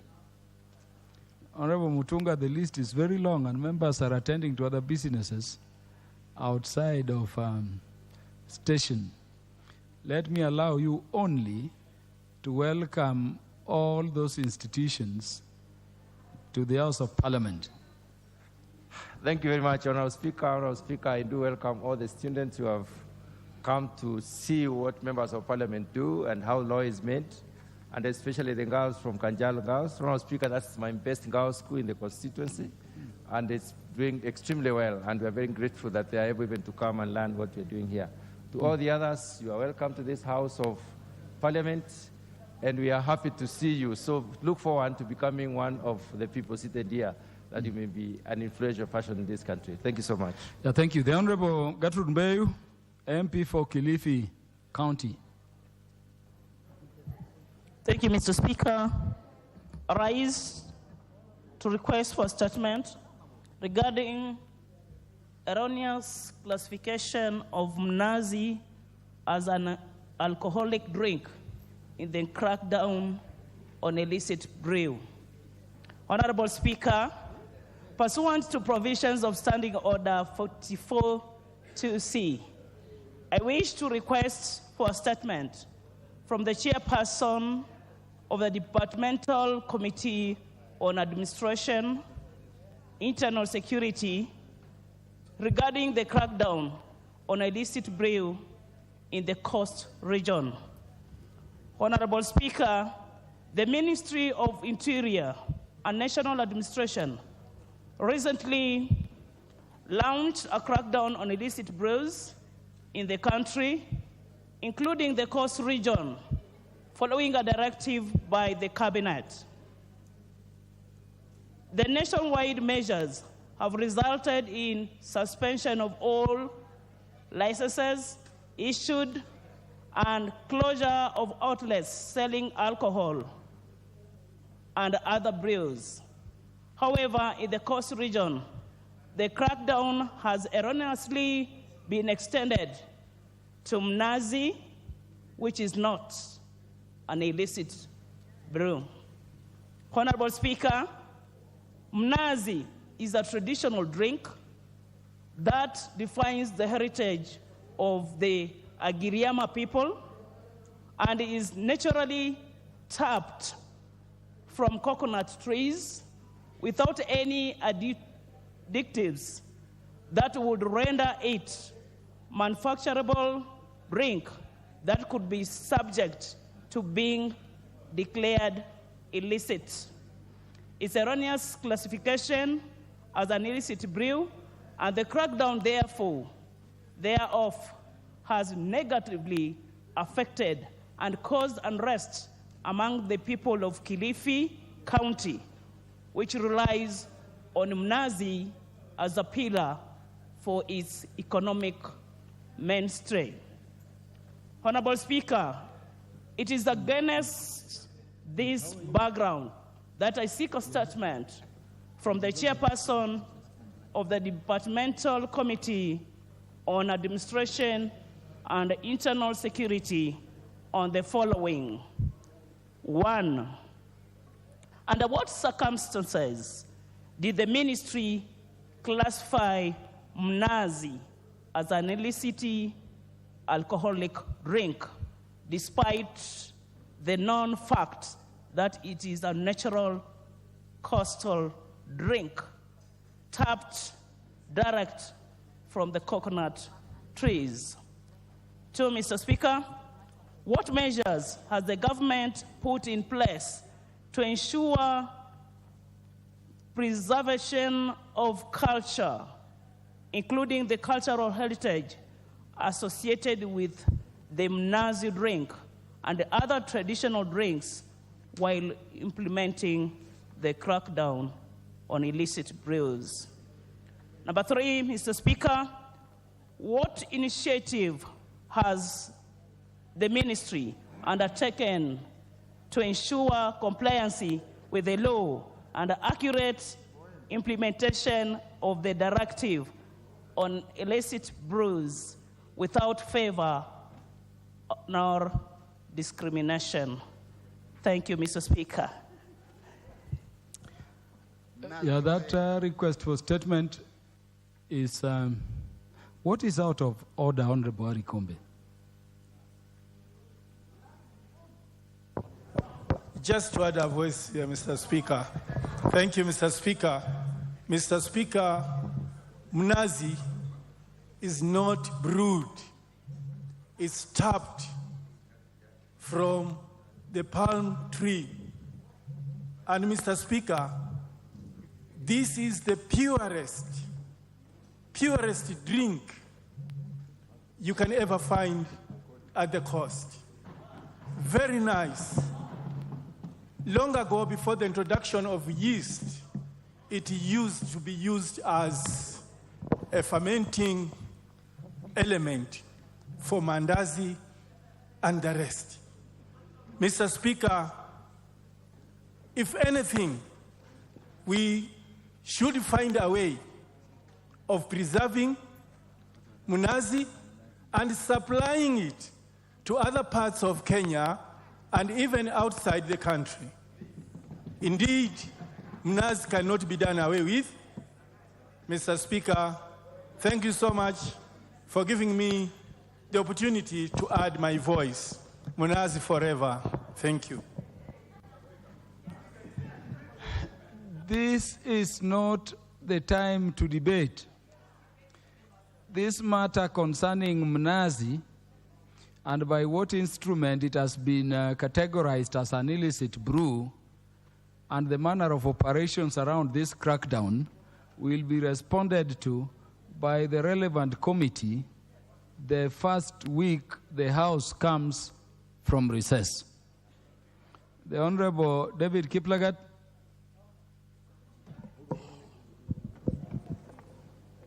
Thank you, Honorable Speaker. Where is the chair? The chair is not there. Chair for? This House does not proceed at the whims of committee chairs who decide to upset themselves. So I've directed already that the first week from recess, the House will be expecting a response to that statement. And it is so ordered. Honorable David Kiplagat, proceed. Thank you, Honorable Speaker. Request for statement regarding management of fund managers by the National Government Constituency Development Fund Board. Honorable Speaker, pursuant to the provision of Standing Order 44.2c, I rise to request for a statement from the chairperson of the Select Committee on NGCDF regarding management of fund managers by the National Government Constituency Development Fund Board. Honorable Speaker, the National Government Constituency Development Fund Board is responsible for the management of funds allocated to constituencies for development projects. The NGCDF Board is also mandated to oversee the selection and oversight of fund managers to ensure proper utilization of resources and adherence to regulations. However, there are a number of constituencies without substantive fund managers, thereby affecting the operations of the essential funds. Honorable Speaker, it is against this background that I request for a statement from the chairperson of the Select Committee on NGCDF regarding the management of fund managers by the NGCDF Board on the following. 1. What is the number of constituencies that do not have substantive fund managers, and what are the reasons for that? 2. What measures has the board put in place to ensure proper operations and development in constituencies that do not have substantive fund managers? 3.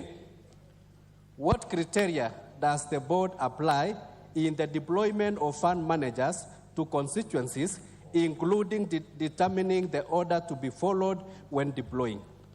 4.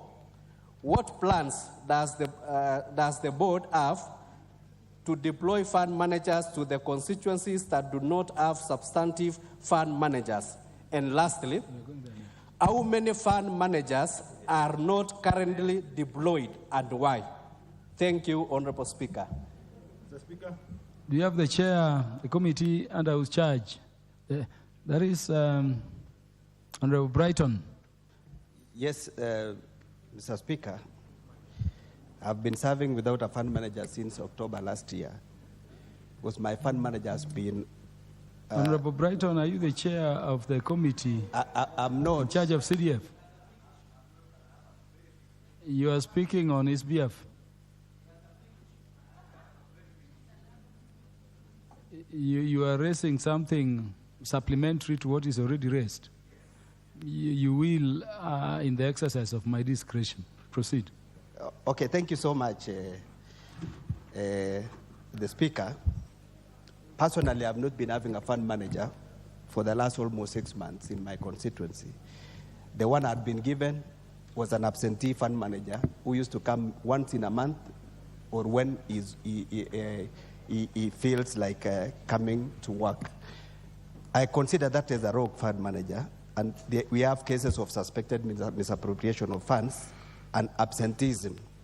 Efforts to get a replacement of my fund manager has been futile, despite the fact that I wrote to the CEO on 31st January, but no response so far.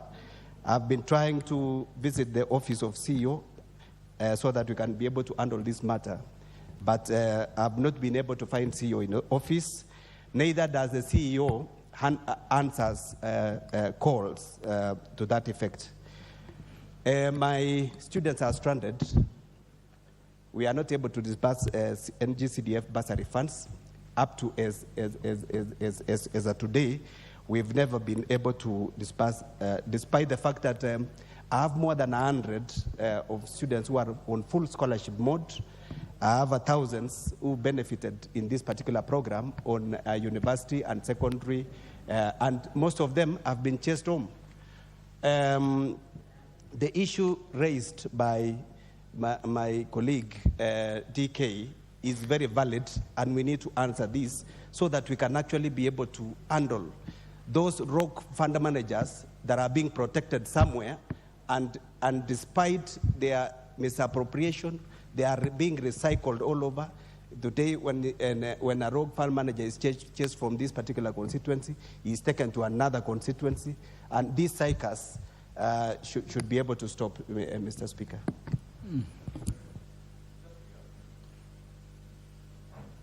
The Honorable Maundu, you want to debate this statement?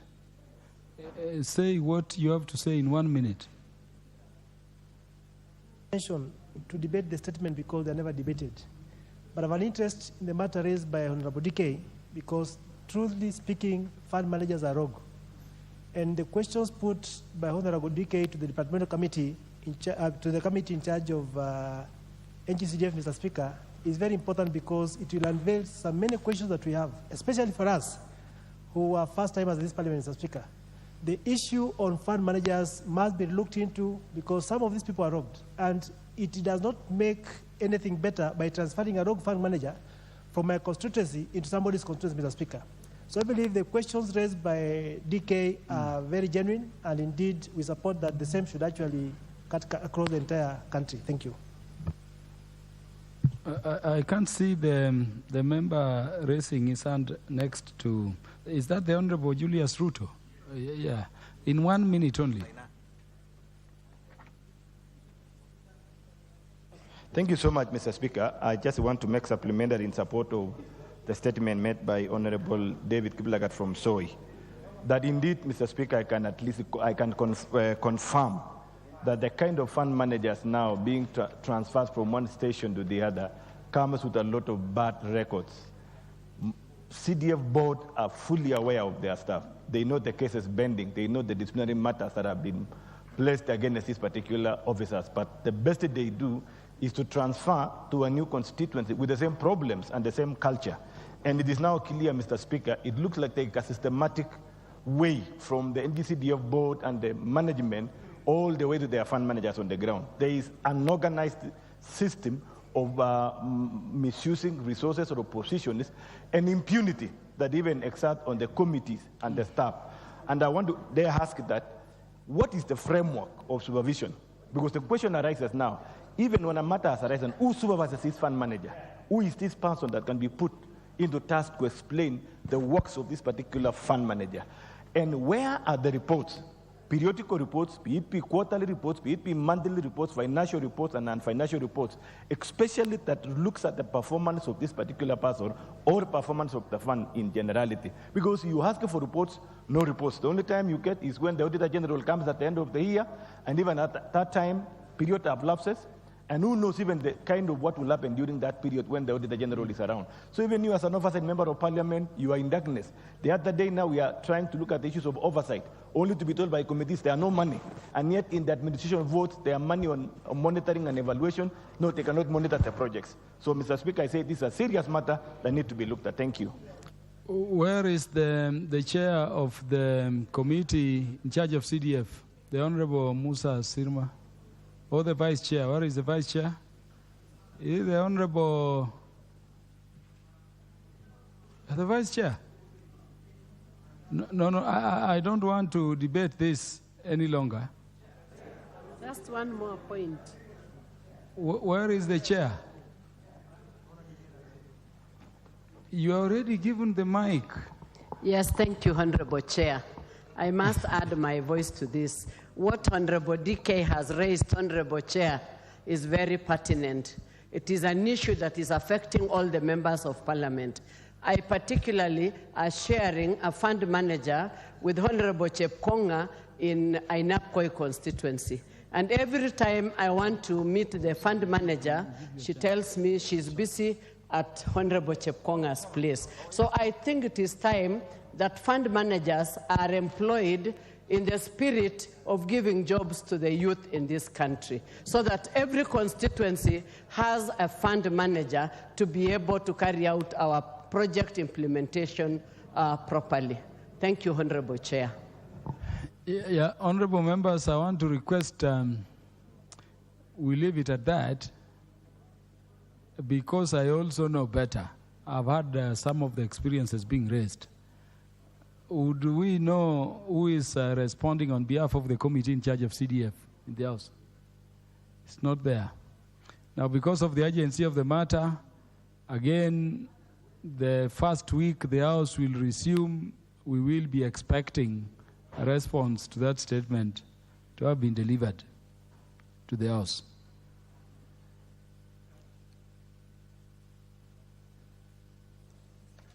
Is that the Honorable Besimba who was requesting? Or the Honorable Badi Twalib is making a special request to be allowed to ask for the statement.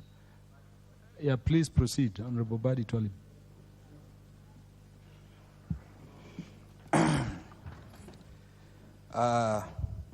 Thank you, Honorable Chair, for giving me this opportunity to request for a statement regarding lack of adequate funding for projects and maintenance of buildings at the Technical University of Mombasa, especially School of Medicine building. Honorable Speaker, pursuant to provisions of Standing Order 44-2C, I raise to request for a statement from the chairperson of the Departmental Committee on Education regarding the lack of adequate funding for projects and maintenance of buildings at the Technical University of Mombasa, TUM. Honorable Speaker, the university commenced the School of Medicine project on 7th April 2017, in which a total of 18 classrooms, 6 laboratories, 1 cold room, 1 library, constructed by 1 library, 1 computer laboratory, 1 boardroom, 7 offices, and 1 cafeteria were constructed by January 2021. However, Mr. Speaker, there are obstacles as to adequate funding for furnishing and equipping the facilities, which has delayed the university from enrolling students for the medical-related courses to date. Furthermore, Mr. Speaker, the university is located at a heritage site with all buildings that have dilapidated since its construction in 1948 due to the salinity conditions and harsh coastal weather, hence requiring maintenance. Mr. Speaker, it is against this background that I request for a statement from the chairperson of the Departmental Committee on Education on the following, Mr. Speaker. 1, outline the measures taken to ensure adequate funding is provided to the university for the furnishing and equipping of the facilities designed for the School of Medicine project, including the maintenance of the old buildings within the Technical University of Mombasa. 2, Mr. Speaker, state the steps taken to ensure that the School of Medicine project is fully completed to allow the enrollment of students for the medical-related courses, considering the socio-economic development effect it will have for the county. Thirdly, Mr. Speaker, provide the timelines to which the funds will be provided to the university as a matter of urgency. I thank you, Honorable Speaker, for giving me this opportunity. Thank you. Thank you, Honorable Badi Twalib. You said your matter concerns which departmental committee? What? Speaker. Statement. I beg your pardon. Statement concerns which departmental committee? Education, Mr. Speaker. Education. And I can see the chair, even the vice chair in the House. The chair of Education Committee, the Honorable Julius Mili, I've not seen him this afternoon. Where is the vice chair? Meli is not present. The Honorable... Vice Chair Energy is not present. Yeah, but you are saying you have seen them. There are them. all absentee landlords here.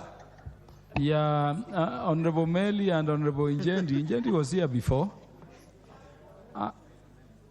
Honorable Jerusha.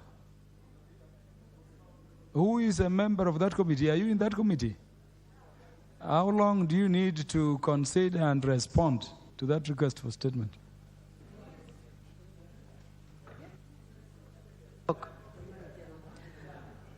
Thank you, Honorable Chair, Honorable Speaker. I'm a member of the Education Committee, and we will take it up.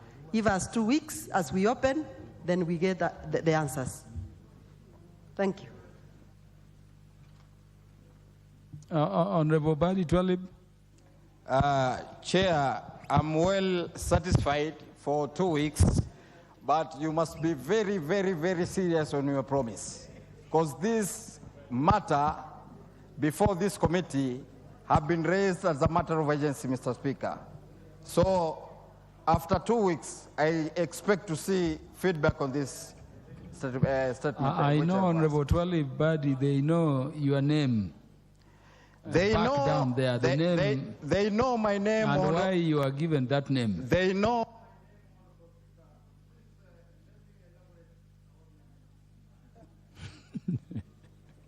They know about my name, Honorable Speaker, as you have said, and let me wish to repeat it again so that they can see it and heard it.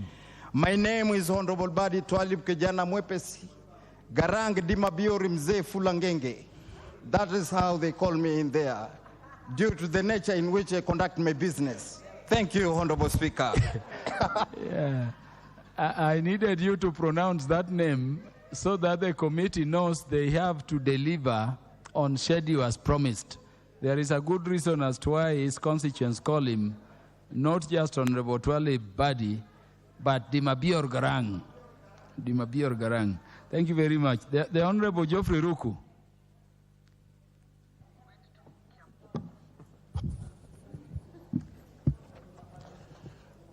Honorable Speaker, I stand to request for a statement on continued sale of Roundup in the country by Bayer East Africa Limited. Honorable Speaker, pursuant to the provisions of the Standing Order 42.2c, I rise to request for a statement from the chairperson of the departmental... Honorable Twalib Badi, you can't do what you're doing. Yeah, you are a senior member, you know what to do. Honorable Ruku, proceed. Honorable Speaker, I rise to request for a statement on the continued sale of Roundup in the country by Bayer East Africa Limited. Honorable Speaker, pursuant to the provisions of Standing Order 42.2c, I rise to request for a statement from the chairperson of the Departmental Committee on Agriculture and Livestock regarding the continued sale of Roundup herbicide in the country by the Bayer East Africa Limited.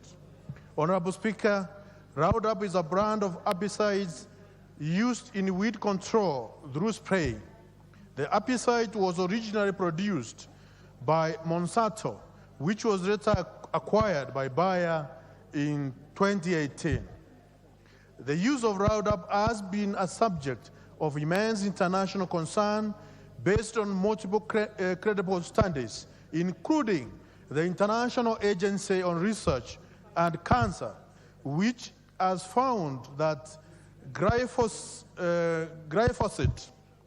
the active component on the Roundup, is carcinogenic. So far, victims of cancer associated with exposure to Roundup in Europe and the United States of America has been awarded compensation amounting to billions of US dollars, which buyer are settled. And indeed, the company is still fighting several other cases currently. Honorable Speaker, it is therefore disheartening that despite the global scientific proof of carcinogenic effects of Roundup, the buyer East Africa continues to sell the toxic herbicide in the Kenyan market.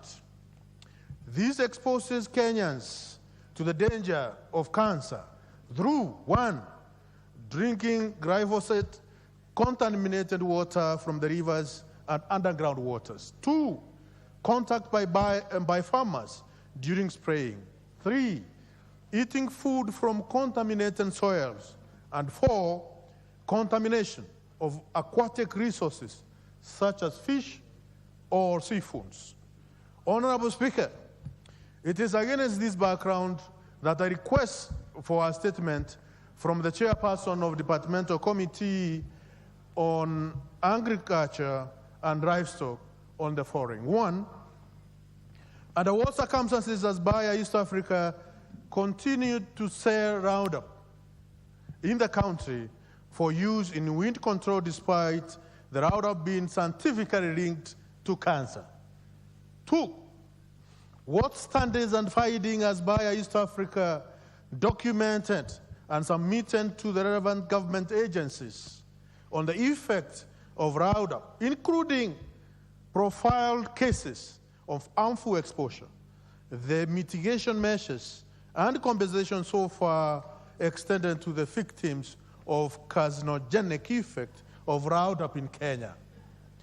3, why has the Pest Control Produce Board not banned the use of Roundup in the country?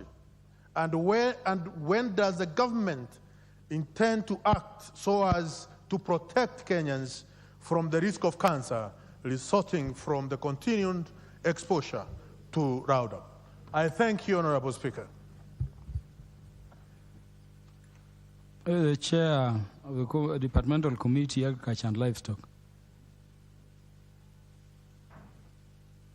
Oh, the Honorable Mutu. Yes, Honorable Speaker, thank you very much. And I wish to thank Honorable Geoffrey Roku for this statement. Honorable Speaker, the depth and breadth of this statement requires us to do a thorough study. First of all, to confirm the extent to which this Bayer East Africa has actually studied and understood the use of Roundup, well they know or they don't know whether it is carcinogenic. So, Honorable Speaker, we will need some time as a committee because we will need to do an in-depth inquiry into this matter. So I request that the House grants us 1 month. So in 1 month's time, we will be able to respond adequately to this particular statement. Thank you, Honorable. Mutunga, what is the response period you are proposing? I'm requesting that you give us 1 month to go into the depth of this particular... 1 month? 1 month, Honorable Speaker. For continued sale of a product said to be carcinogenic? Honorable Speaker, the kind of statement required here is a scientific analytical statement. We cannot brush through it. Secondly, it has actually been selling for many, many years. And we need to go into the depth and breadth of the extent to which, if it is the soils that are contaminated, we need to know the extent to which these soils have been contaminated. Is this and what one are of the those, contaminants, if there are any? So, Honorable Mutunga, is this one of those chemicals the Deputy Speaker has been talking about? It is one of the chemicals of that the Deputy Speaker listed. There are about 200 of them. She talked about quite a number of them. Honorable Ruku. Honorable Speaker, this is an extremely serious issue.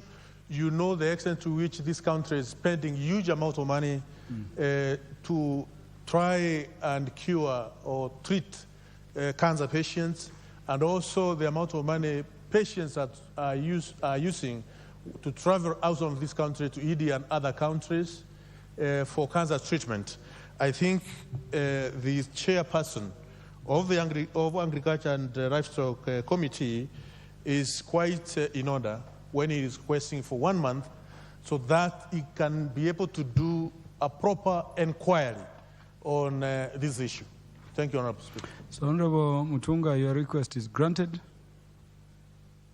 Within 1 month, let there be a response not only to Honorable Roku, but to the House. And if there are related chemical products which may also affect the health of the people, please include them in the report. For granting us that time. Thank you. you. Good. The Vice Chairperson of the Public Petitions Committee, the Honorable Janet Sitiene, MP, on special request.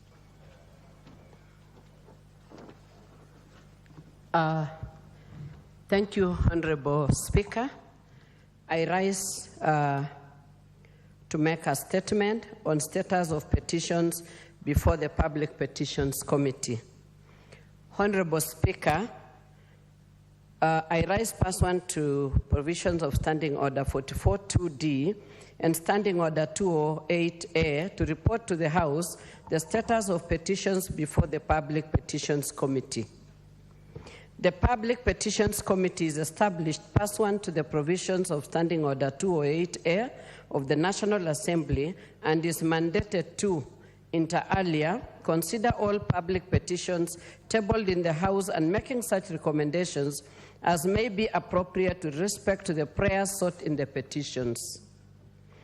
Honorable Speaker, since inception, the committee has received a total of 64 petitions pursuant to the provisions of Standing Order 2271, out of which 32 petitions were presented by honorable members and 32 petitions were conveyed by the Speaker on behalf of the members of the public.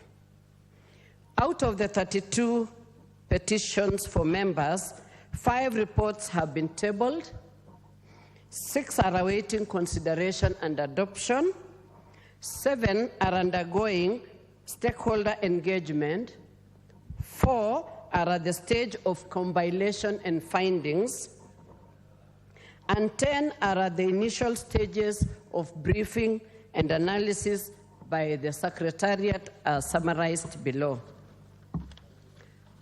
Honorable Speaker, out of the 32 petitions conveyed by Honorable Speaker on behalf of the members of the public, 8 reports have been tabled, 3 are awaiting consideration and adoption, 2 are undergoing stakeholder engagement, 5 are at the stage of compilation of findings, and 14 are at the initial stages of briefing and analysis by the Secretariat as summarized below. And the 14, Honorable Speaker, will be considered during the recess period where the committee is going to go for a retreat. Honorable Speaker, in the process of considering these petitions, the committee follows a structured approach which includes briefing and analysis, meeting with petitioners, engagement with relevant stakeholders, potential site visits and public participation, compilation of findings, report writing, consideration and adoption of the report, and ultimately tabling of the report and notification and delivery of the report to the petitioners pursuant to Standing Order 2273. Honorable Speaker, the committee has encountered various challenges in processing petitions which are required to be addressed within a statutory timeline of 90 days. Key among these challenges include rescheduling of meetings by key stakeholders and witnesses who are pivotal in gathering evidence and finding solutions to the issues raised by the petitioners. This has occasioned delays in processing petitions and hinders adherence to the prescribed statutory timelines.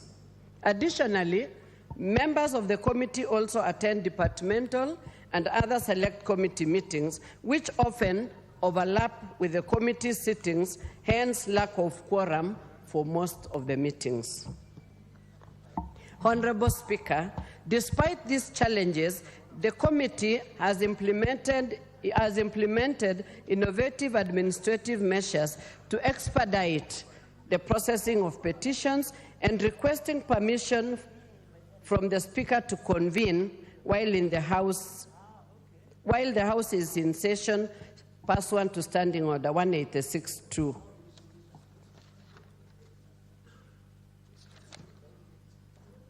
Honorable Speaker, attached herewith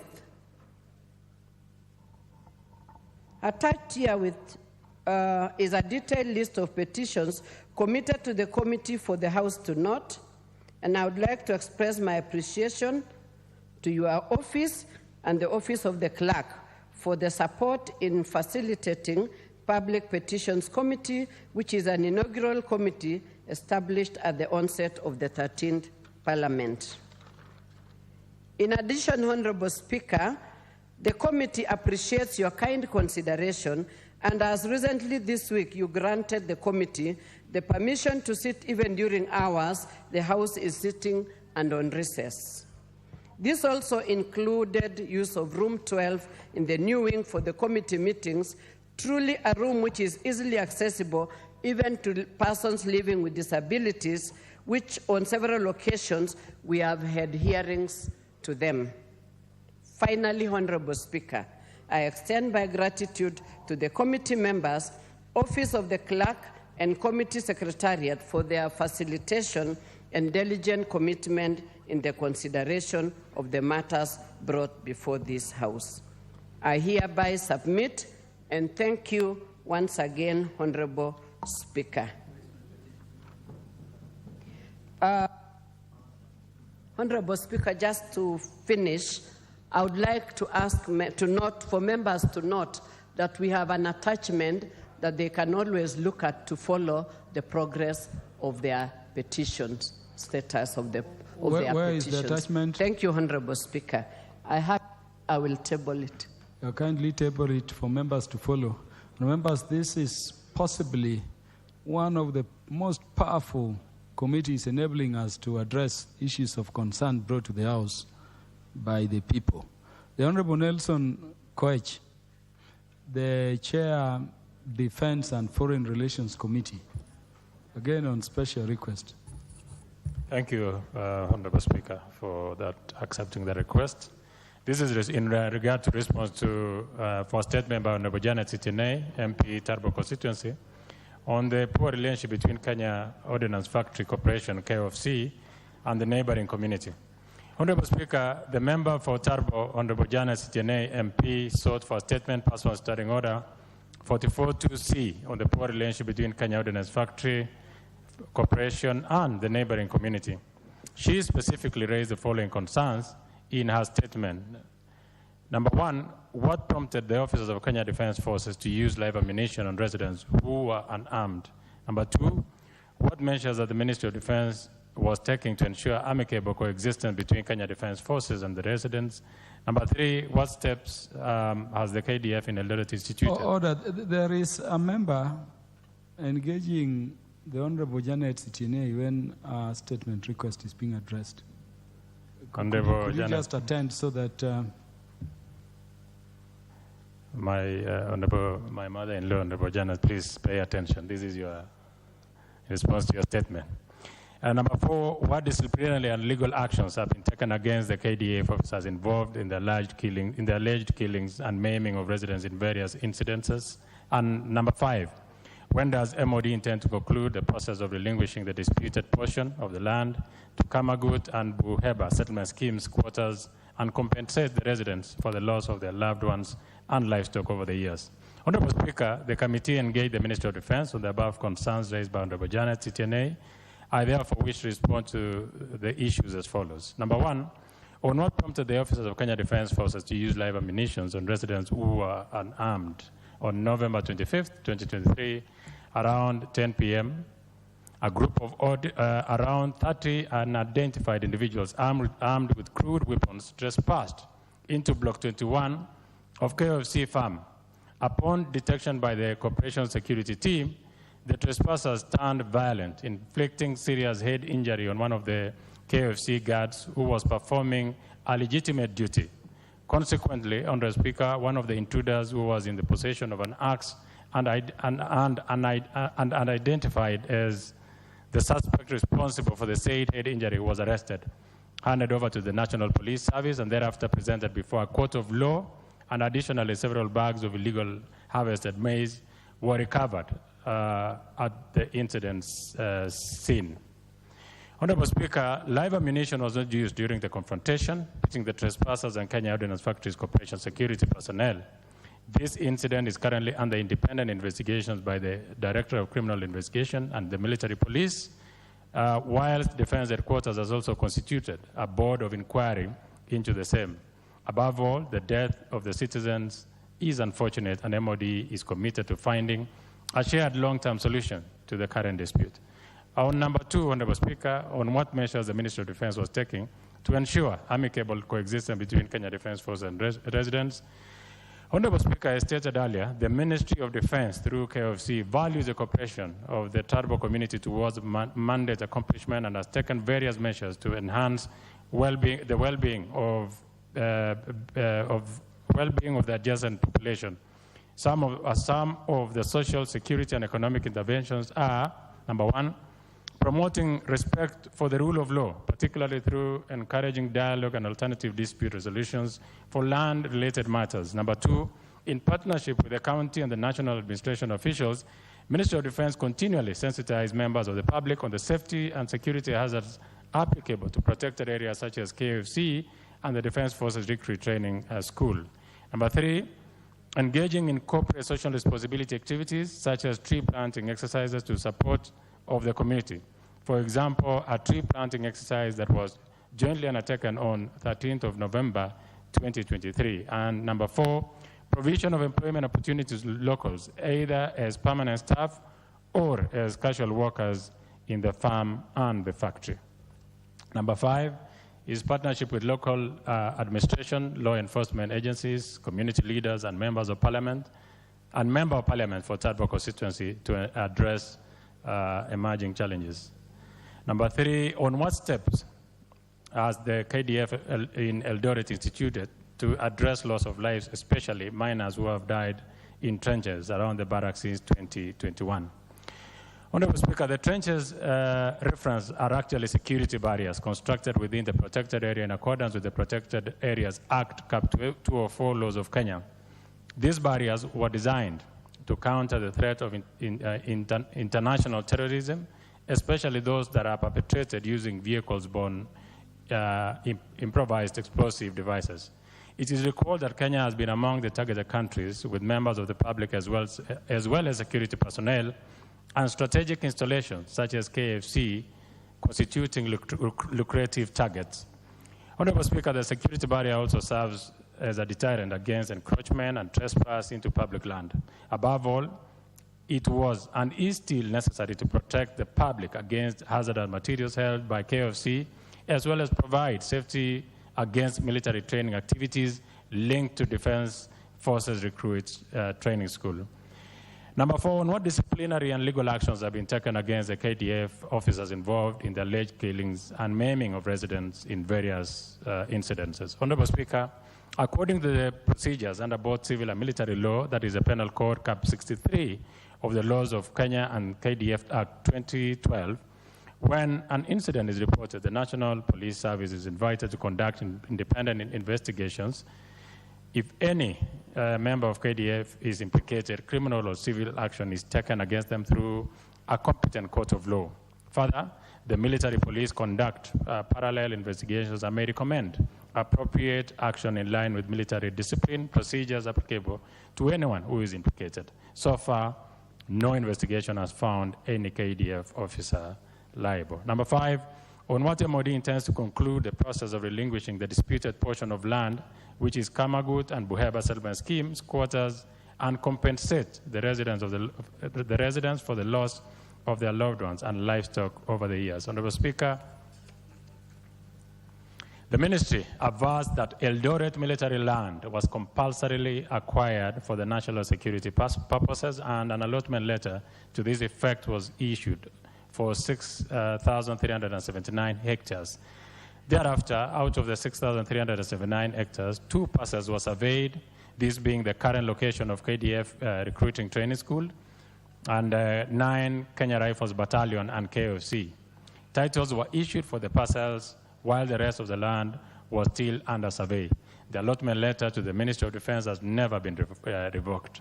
Honorable Speaker, despite the aforementioned, it is regrettable that the trespass remains a major challenge as evidenced by the latest fatal incident. So far, the only demand notice against MOD was by Oliver Kipto Samoe on behalf of his 6-year-old son, the late Maxwell Kipchumba Samoe, who passed away on 20th July 2023, a matter referred to the insurance firm contracted by KOFC. In this context, and to prevent recurrence, MOD and KDF through KOFC, in liaison with national government administration officers, have enhanced community sensitization about the risks associated with trespass into security installation and facilities. Honorable Speaker, whereas MOD is rightfully owner and lawfully in occupation of the land, the ownership is currently contested and is present subject to active litigation by various parties as follows. A, Eldoret Land and Environment Constitutional Petition number 7 of 2020, that is Lesiru Tebeson Farmer Society as a National Land Commission, Chief Registrar, Lands, MOD, and AG. The petitioner claims to have been allocated 2 parcels of land for which they allegedly paid for. For the first allotment, about 8 or 7 hectares, they allege they have paid Kenya shilling 13,585,000 and Kenya shillings 11,826,210 for the second parcel of land, standard premium. They further claimed that MOD surrendered 1,579 hectares to settle landless person. That is the same land they were allocated. They want the court to declare the land reference to 7206-3 and 27206-4, which are designated as KFC safety zones, belong to them. And B, Environment and Land Court, case number 78 of 2019, Kiplombe Farm, and 9 other farms versus KDF, AG, and National Land Commission, and 3 others.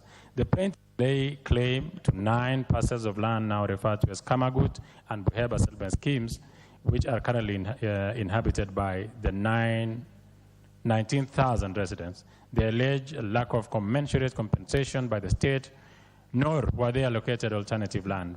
They also mention an alleged declaration by the late former President Daniel Arap Moi regarding the return of the farms to the owners. Furthermore, some of the land being claimed by the plaintiff is also claimed by Lisiru Tebeson Farmers Limited.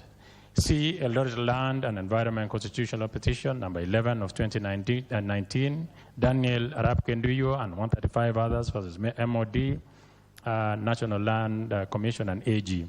The petitioners filed the petition alleging that they are original owners of LR number 8406-6, having purchased it for value. They further claim that their ownership is subject to defeat by a flawed compulsory acquisition process in which they were not compensated.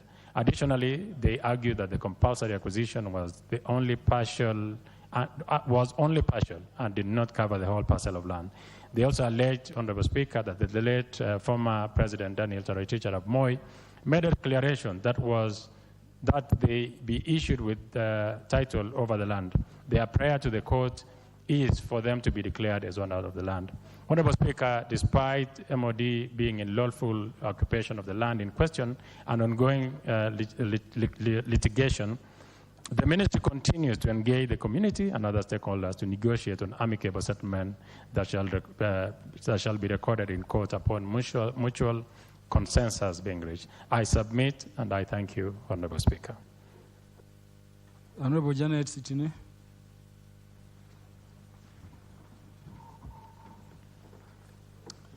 Honorable Speaker, I'm very disappointed with the response. I don't even know how to explain it, but in a short, I think most of the questions were evaded.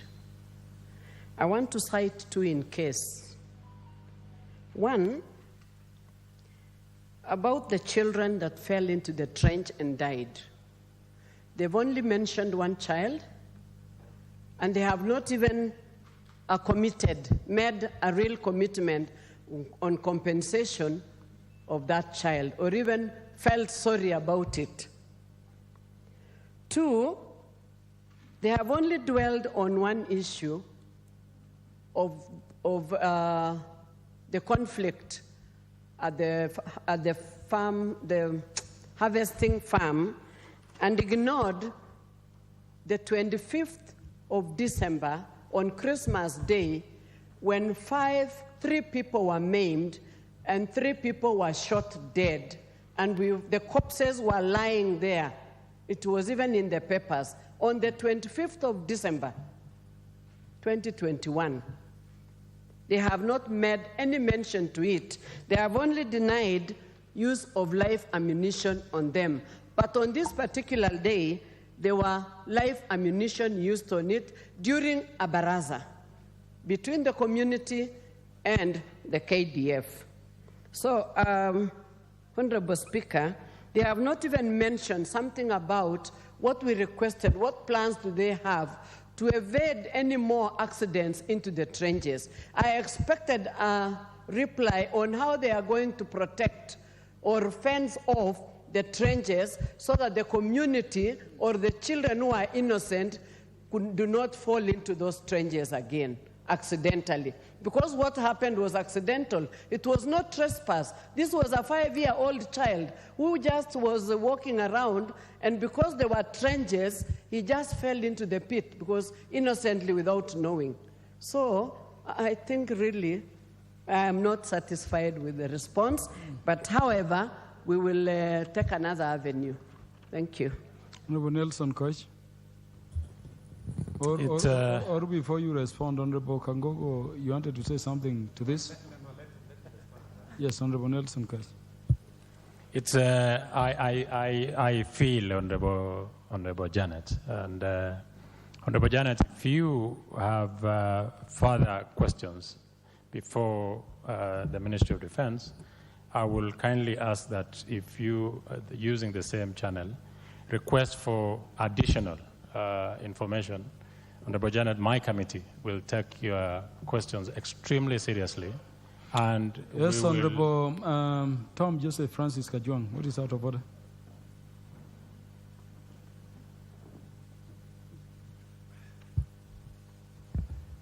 Mr. Speaker, as I listen to Honorable Janet response to the Minister's remarks, she says something profound, that the Minister's response is not accurate in substance. Now that should worry us. In fact, in unparliamentary language, it would mean that the Minister is lying to the House. Because she says that on a particular date, 25th of December, on a Christmas, 3 people died because of bullet wounds. And people don't lie. People who die of bullet wounds don't. It is something which a human being can see, that these are 3 people who are dead because of a bullet wound. Then 2 others were maimed. And yet in the response by the Minister, he gives a statement which I found very worrisome. He says that no live ammunition was used. Now, those 2 responses, those 2 statements are irreconcilable. One says 3 Kenyans died. Another, flatly, a minister says that there was no live bullets used. On a point of order, when a minister makes a statement which is untruthful on a matter of fact, shouldn't the House reprimand this minister if it turns out that this is untrue? And should the minister be ordered to give a further statement on the accuracy only, if only, on the use of firearm? And I take the member very seriously, because members don't lie in this House. When a member says 3 people are dead because of bullet wound, it is true. I want to take them as, because we take an oath here every day, to defend this constitution and also to be truthful to this House. So I want to think that Janet is saying the truth on this matter. And so when the minister says that there was no bullet, there was no firearm used, Mr. Speaker, shouldn't we ask the minister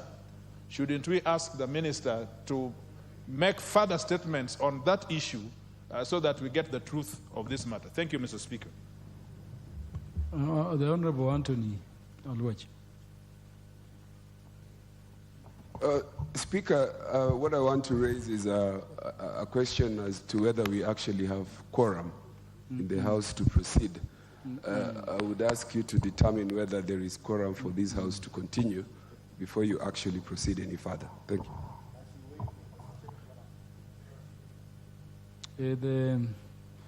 The parliamentary administration that should help with the confirmation should look around and confirm whether we have quorum. And as they approach me with that confirmation, could the Honorable Kangogo make a comment on this? Thank you, Honorable Speaker. Mr. Speaker, I've heard the Honorable Chair, Nelson Koech, the response he's given us, and is completely different from what we saw and even what was reported in the media, Honorable Speaker. Mr. Speaker, the answer by the chair is just a cosmetic answer.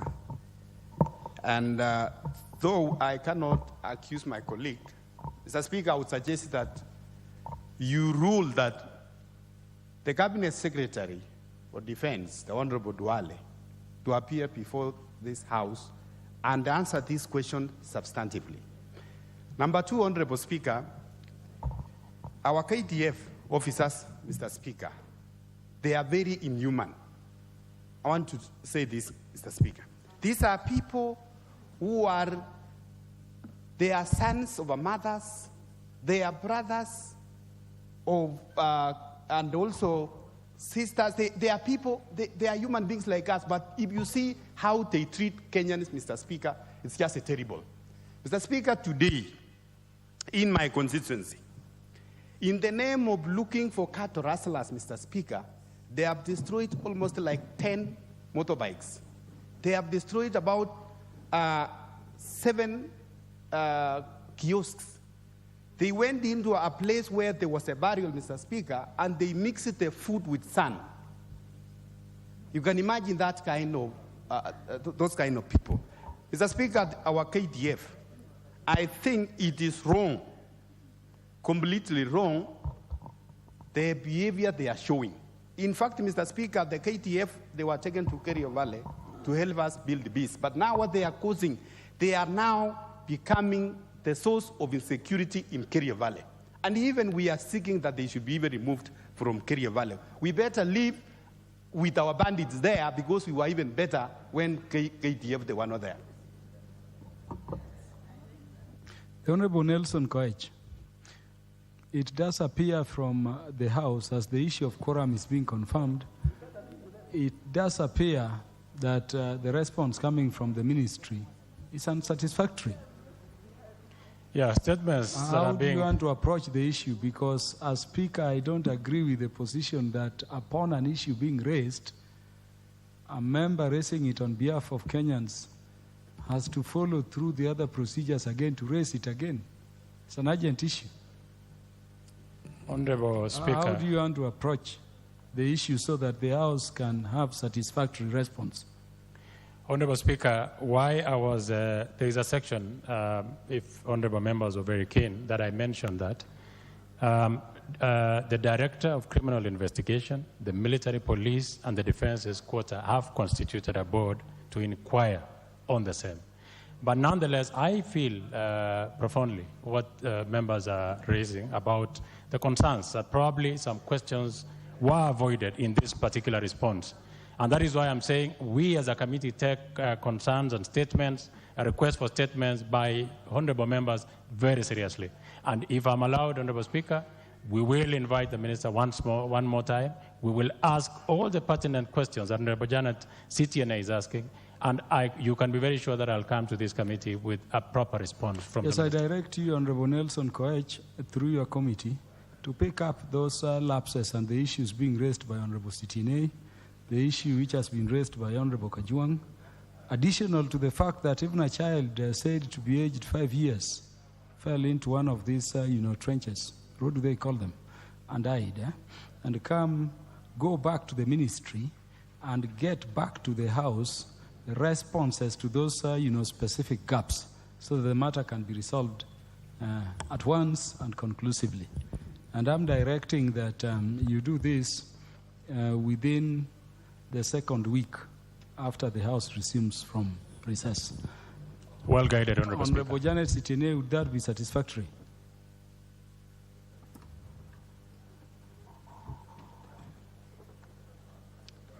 Yes, Honorable Speaker. And I'm saying this so that if there would be need for you to elevate it to a level where the Cabinet Secretary responds to it before all representatives in the House, you can also follow through those procedures if by the time of their response not all gaps are sealed. Honorable Speaker, I want to accept the response from the chair because I know he's going to look at it very seriously now, because I was very, very disappointed. I didn't even know how to speak, because on the 25th Christmas Day, I was seated at the church when the sermon was just about to start, and I saw so many missed calls, and I wondered what was happening. So I walked out. When I went out, there were screams and wailing. One of my officers, constituency manager, called me and said, people are dying in Kiblombe. I just picked my bag. I did not even say where I was going, and I went. So I just wanted to make you realize that this is a serious matter. It is not something I can stand here and lie. People died. I found dead bodies. In fact, the officer that called me, actually, when I met him running, he told me, don't go there. I told him, no, I have to go. Get into the car. He told me, no, what I have seen, don't go. I told him, let us go. And I found dead bodies there. Then today you tell me live ammunition was not used. And there have been people who have been buried out of stray bullets, which I also asked. Nobody has mentioned it. And the 5-year child, for somebody just to say, we have given warning on trespassing, surely that child was not trespassing. So anyway, Honorable Speaker, what I'm saying, Chair has said, I know the committee will convene and they will Chair, be able Departmental Committee on Defense and Foreign Relations, you will give us that response. If that response will, for any reason, be inadequate or have any gaps, it will be addressed to a level where we would require the Cabinet Secretary to come and respond before the House so that we can all deal with it. And as Honorable Kajwang confirms with Honorable CTNA, I think the subject matter was in the media. Yeah, was in the media. So put the facts together so that you help the Honorable Janet CTNA address this issue of concern not only to those people, but to the people of Kenya. Honorable members, you know what our standing orders provide. When the issue of quorum is raised, it has to be ascertained. I'm now informed by the systems in Parliament that indeed there appears not to be a quorum. And that information coming now, I order the bell to ring as per standing order for 10 minutes before we re-engage.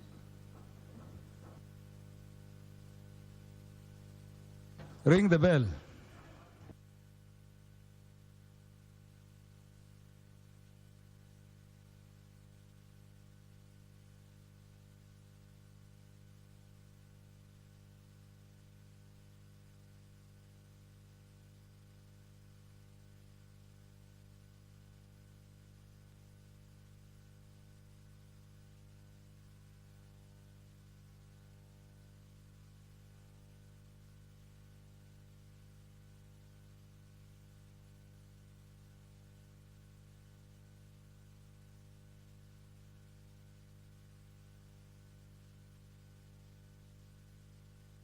under the standing orders, when the bell is ringing, no member can walk out, including Honorable Luoch, who has raised the quorum issue. Honorable Anthony Luoch, Honorable Undo, come back. Yes. Let us understand our standing orders. And sometimes members, I think it is unfair to members, particularly those members who sit from the beginning of the house up to this late, that a member comes, you raise quorum and you walk out. It is unfair. It's unfair. But of course we know the rules. Once quorum is raised, it is raised and no business can be transacted.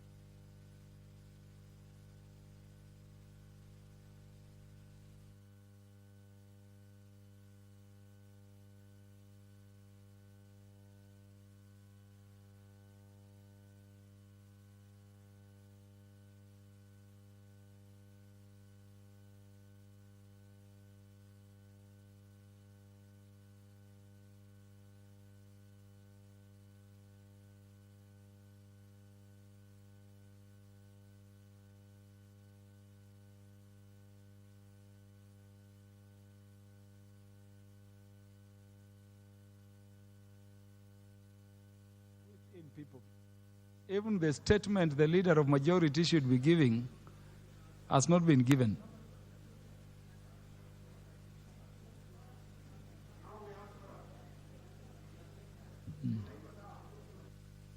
Pam, we have quorum.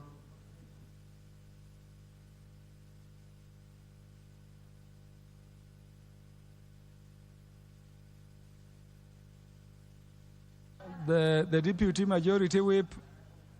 Could you whip in everybody?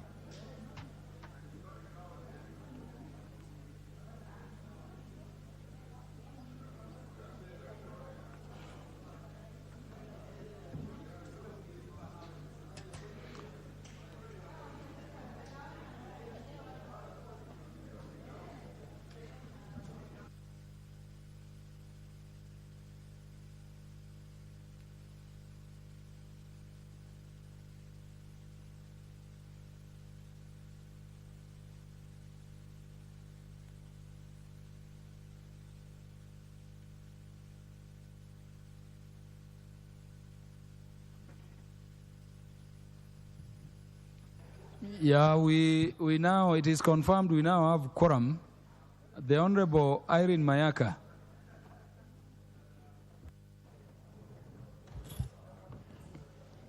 Thank you, Honorable Speaker. Irene Mayaka will be followed by the Honorable Jerry Maina. Then the majority leader of the House will make that important statement. So I request nobody to step out. And these are very brief. Thank you very much, Honorable Speaker, for your wisdom. Honorable Speaker, I wish to request for a statement regarding the various aspects of the financial services being offered by telecommunication companies in Kenya. Honorable Speaker, pursuant to the provisions of Standing Order 44, Part 2, subsection C, I rise to request for a statement from the chairperson of the Departmental Committee on Finance and National Planning regarding various aspects of financial services being offered by telecommunication companies in Kenya. Honorable Speaker, telecommunication companies such as Safaricom, PLC, Airtel, Telcom, among others, provide a wide range of services and solutions, primarily mobile, voice, messaging, data, financial, and digital services that enable commercial and personal platforms.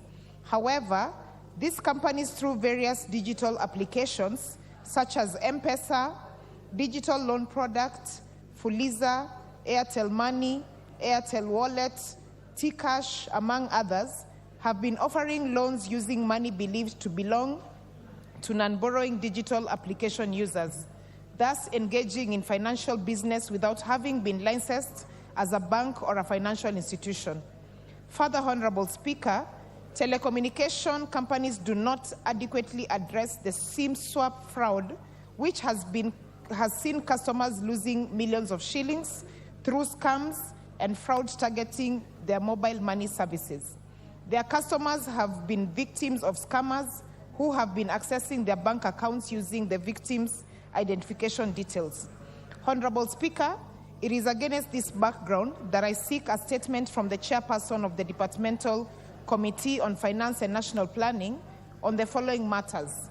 Number one, could the committee undertake an inquiry into how telecommunication companies, through digital applications such as M-Pesa, digital loan products, Fuliza, M-Shwari, and Airtel Wallet, have been offering loans using money believed to belong to non-borrowing digital application users, thus engaging in financial business without having been licensed as a bank or a financial institution. Number two, state the measures that the ministry has put in place to ensure that the interest charged on loans and other credit facilities advanced to customers by telecommunication companies adhere to the law on interest capping. Number three, what regulatory framework has the government put in place to ensure that all the financial transactions, including loans and promotions transacted through all telecommunication companies, are secured from cyber criminals? And number four, what strategic response and protection measures have telecommunication companies adopted to address fraud-related charges in mobile money services and tackling SIM swap? I thank you, Honorable Speaker. The Chair, Finance and National Planning Committee. Thank you very much, Honorable Speaker.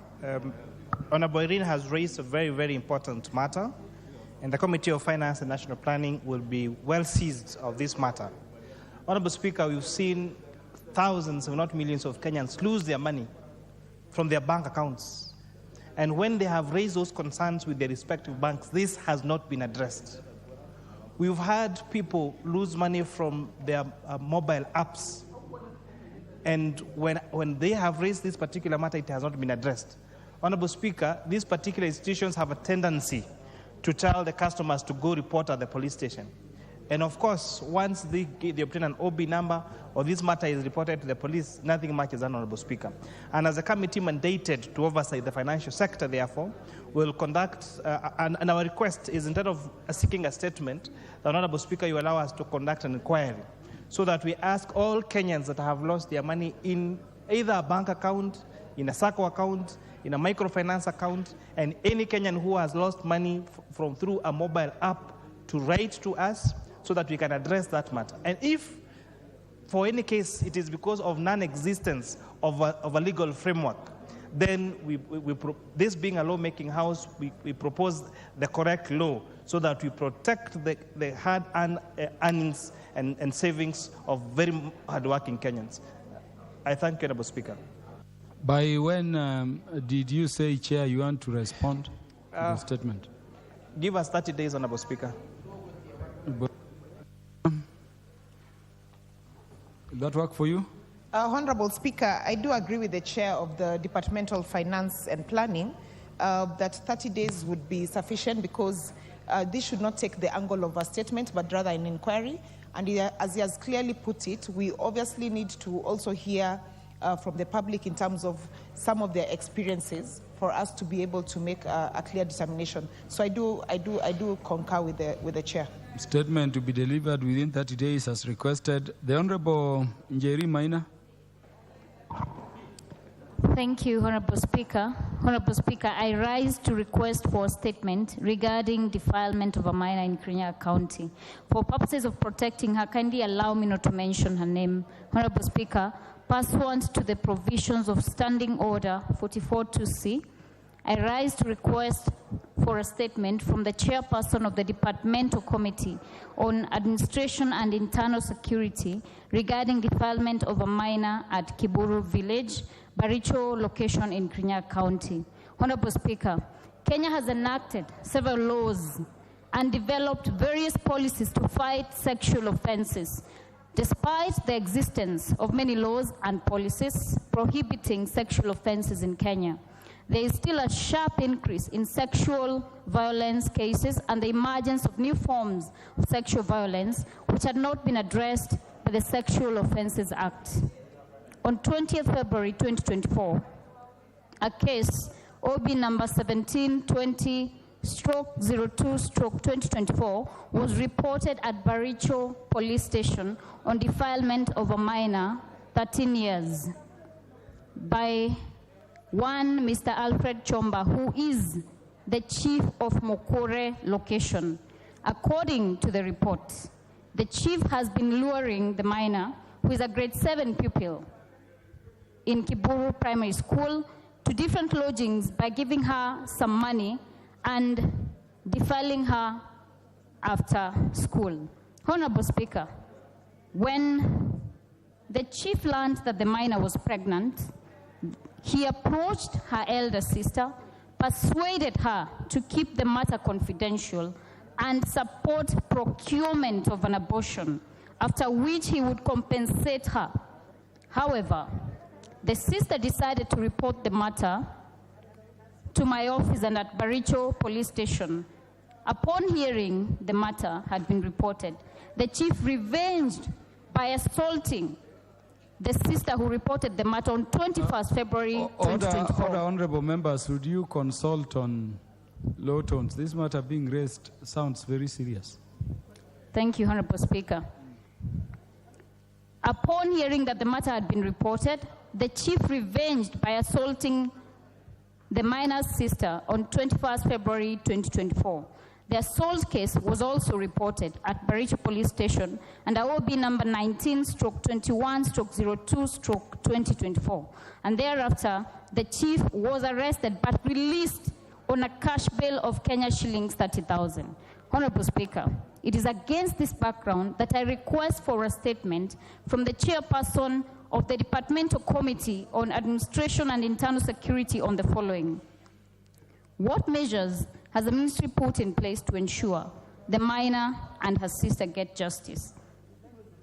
Could the chairperson explain reasons that led to the release of the chief from Baricho Police Station on a cash bail, regardless of the victim's right to justice? What measures has the government put in place to ensure the safety of school-going children in Kirinyaga County and the country at large? I thank you, Honorable Speaker. The Chair Administration and National Security Committee is not in the House. But because of the urgency of this matter, I want to request that the response to it be delivered to you, Honorable Njeri Maina, and to the House within 30 days from today. Would that be sufficient? Yes, that is in order. And I'm Honorable mentioning Speaker. within 30 days, so that if that response is available even by tomorrow, within 30 days does not mean we have to wait for 30 days, provided it is not beyond 30 days. Thank you, Honorable Speaker. Thank you very much.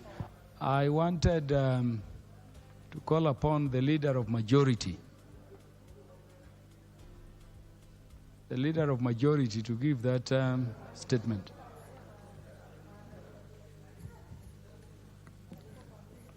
Honorable Speaker, pursuant to the provisions of Standing Order 44.2a, I rise to give the following statement on behalf of the House Business Committee, which met on Tuesday, 19th March 2024, to prioritize the business for consideration during the week. From the onset, Honorable Speaker, I wish to commend the leadership of the House and the members for dedication and cooperation exhibited in the session so far. As members will note, the House is set to proceed on a short recess commencing after today's sitting in line with the approved calendar of regular sittings. Thereafter, the House is scheduled to resume sitting on Tuesday 9th, April 2024, and at 2:30 p.m. to continue with the first part of the second session. Honorable Speaker, we wish members a happy stay with their families and reunite with their families because they have worked very hard. Although we have only very few days, it is good enough and we will be energized. Honorable Speaker, it is noted that the House still awaits various reports from committees on business committed to them. In this regard, I wish to encourage committees to make use of this period to expedite pending business and finalize their reports, including on bills, treaties, petitions, and any inquiry. This will enable their consideration when the House resumes from the short recess. Honorable Speaker, upon resumption, the House will continue debate on the second reading of the Land Laws Amendment Number 2, Bill 2023, the National Disaster Risk Management Bill 2023, and the County Licensing Uniform Procedure Bill, Senate Bill Number 9 of 2022, should they not be concluded today. Additionally, debates will also be under.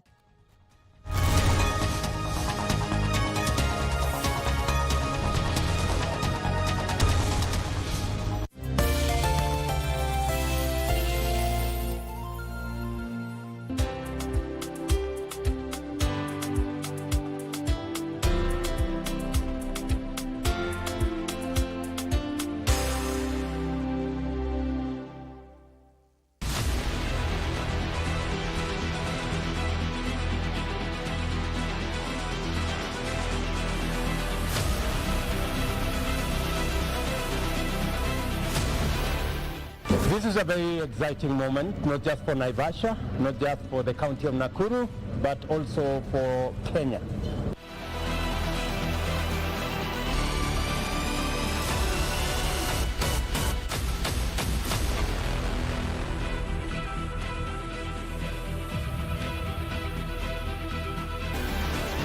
Okay, ready? Ready.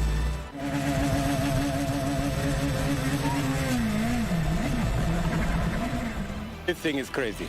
I mean, the sheer speed, you can hardly see the road. These guys are really professional. It's really something out of this world. Ask me whether I want to do this again? I'm not sure.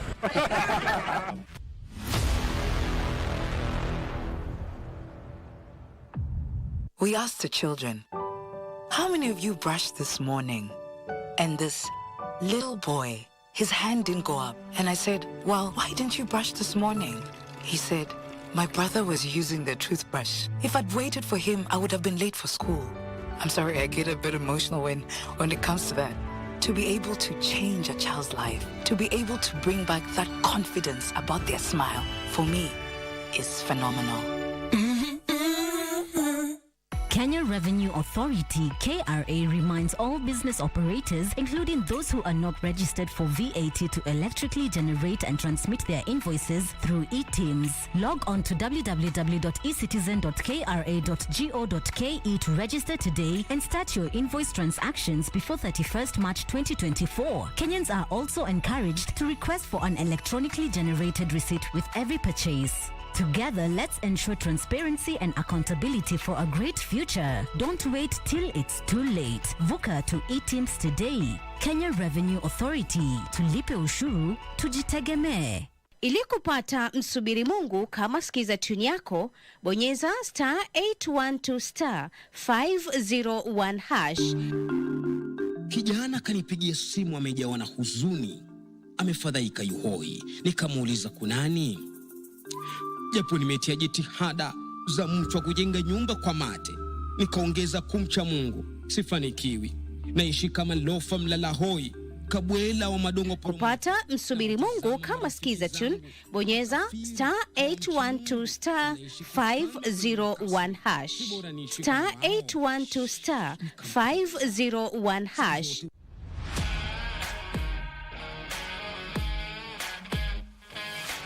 The stage is set for an intriguing showcase of African talent as Kenya, Zimbabwe, Malawi and Zambia participate in a four-nation tournament set to be played between March 21st to 26th in Lilongwe, Malawi. Catch the action live on KBC Channel 1 as the four nations square it out ahead of the June 2026 World Cup qualifiers. All four nations will also field under 20 teams in the tournament.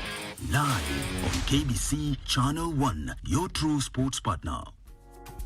This week on What's in Your Kitchen, we have Chef Patrick who will be making for us chicken breast wrapped in beef bacon, curried rice, seasonal vegetables, and a salad.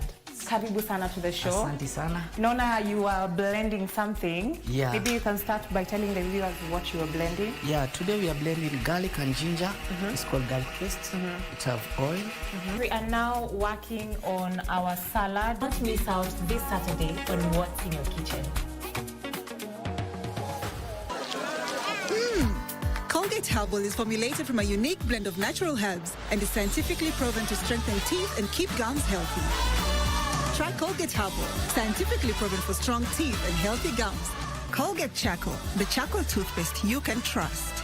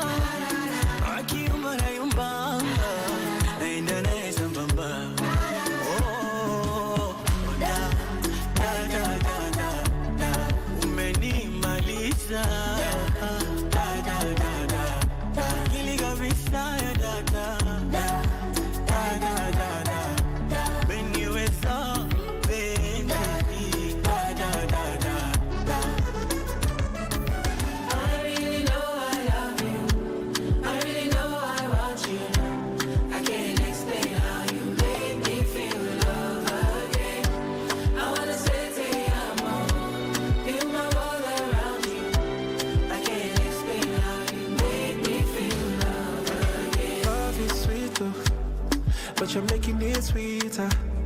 When I look into your eyes, nobody can compromise the way I feel. Cause your love's so real. I can die in your arms. I never wanna be apart. When I see you, I believe you. I don't need a reason to love you. Cause you're all that I want. So I will love you. Place no one above you. It will be me and you against the world. And for your love, I go risk it all. Cause I know, I really know I love you. I know, I really know I and I can't explain how you make me feel love again. I wanna say to you, feel my heart around. I can't explain how you make me feel love again.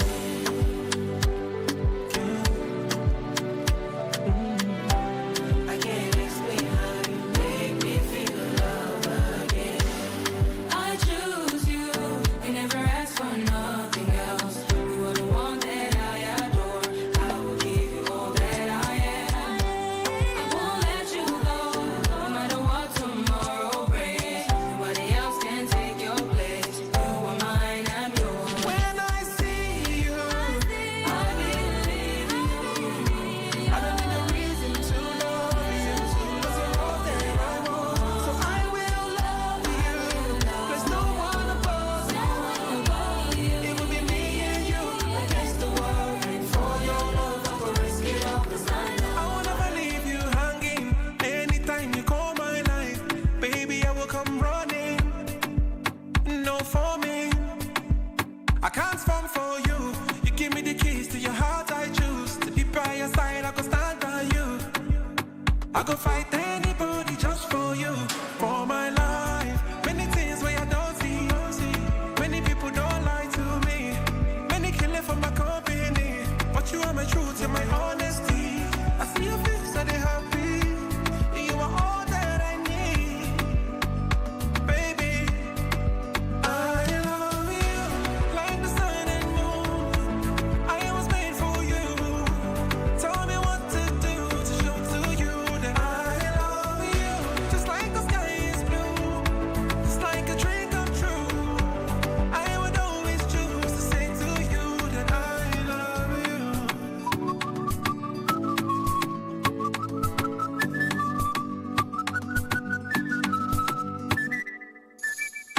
Many, many men tried. They tried. Many, many men lied.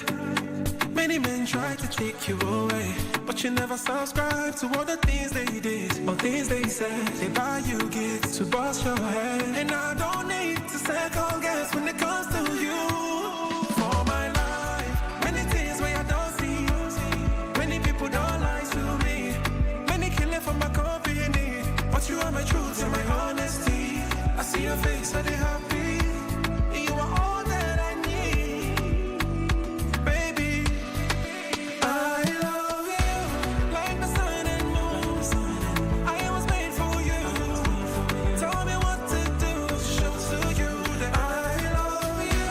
Just like the sky is blue, just like a dream come true. I would always choose to say to you that I love you like the sun and moon. I was made for you. Tell me what to do to show to you that I love you. Just like the sky is blue, just like a dream come true. I would always choose to say to you that I love you. Dakika 1440 hunitoki bu masaa 24 uondoki tu kwenye moyo wangu, jenga sawa, maana kila unapodunda unataja jina lako kwenye moyo wangu, ishi sawa, kila napotaka sema suna yona sura yako. You're my angel, oh la la la. You're my everything, yeah. You're my sweetie, ta-ra-ra. Minataka nawe don't you go. Sioni kama tapata zaidi ya wewe. Don't you go. Amenitaka niwe na wewe.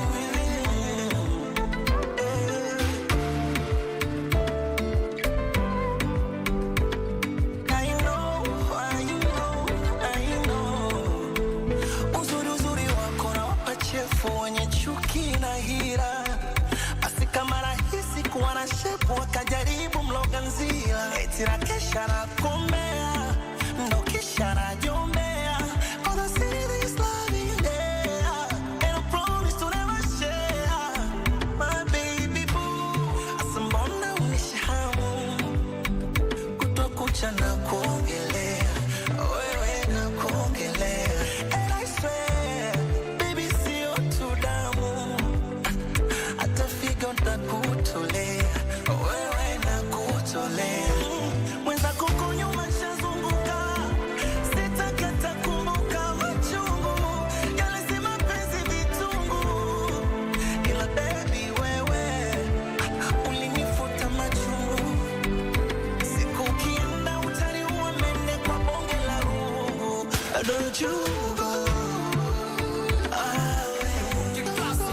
Ukunumwega kwega sinuze, borumbwira mbwira sinkumve. Every time you want to touch me, these feelings is a distance.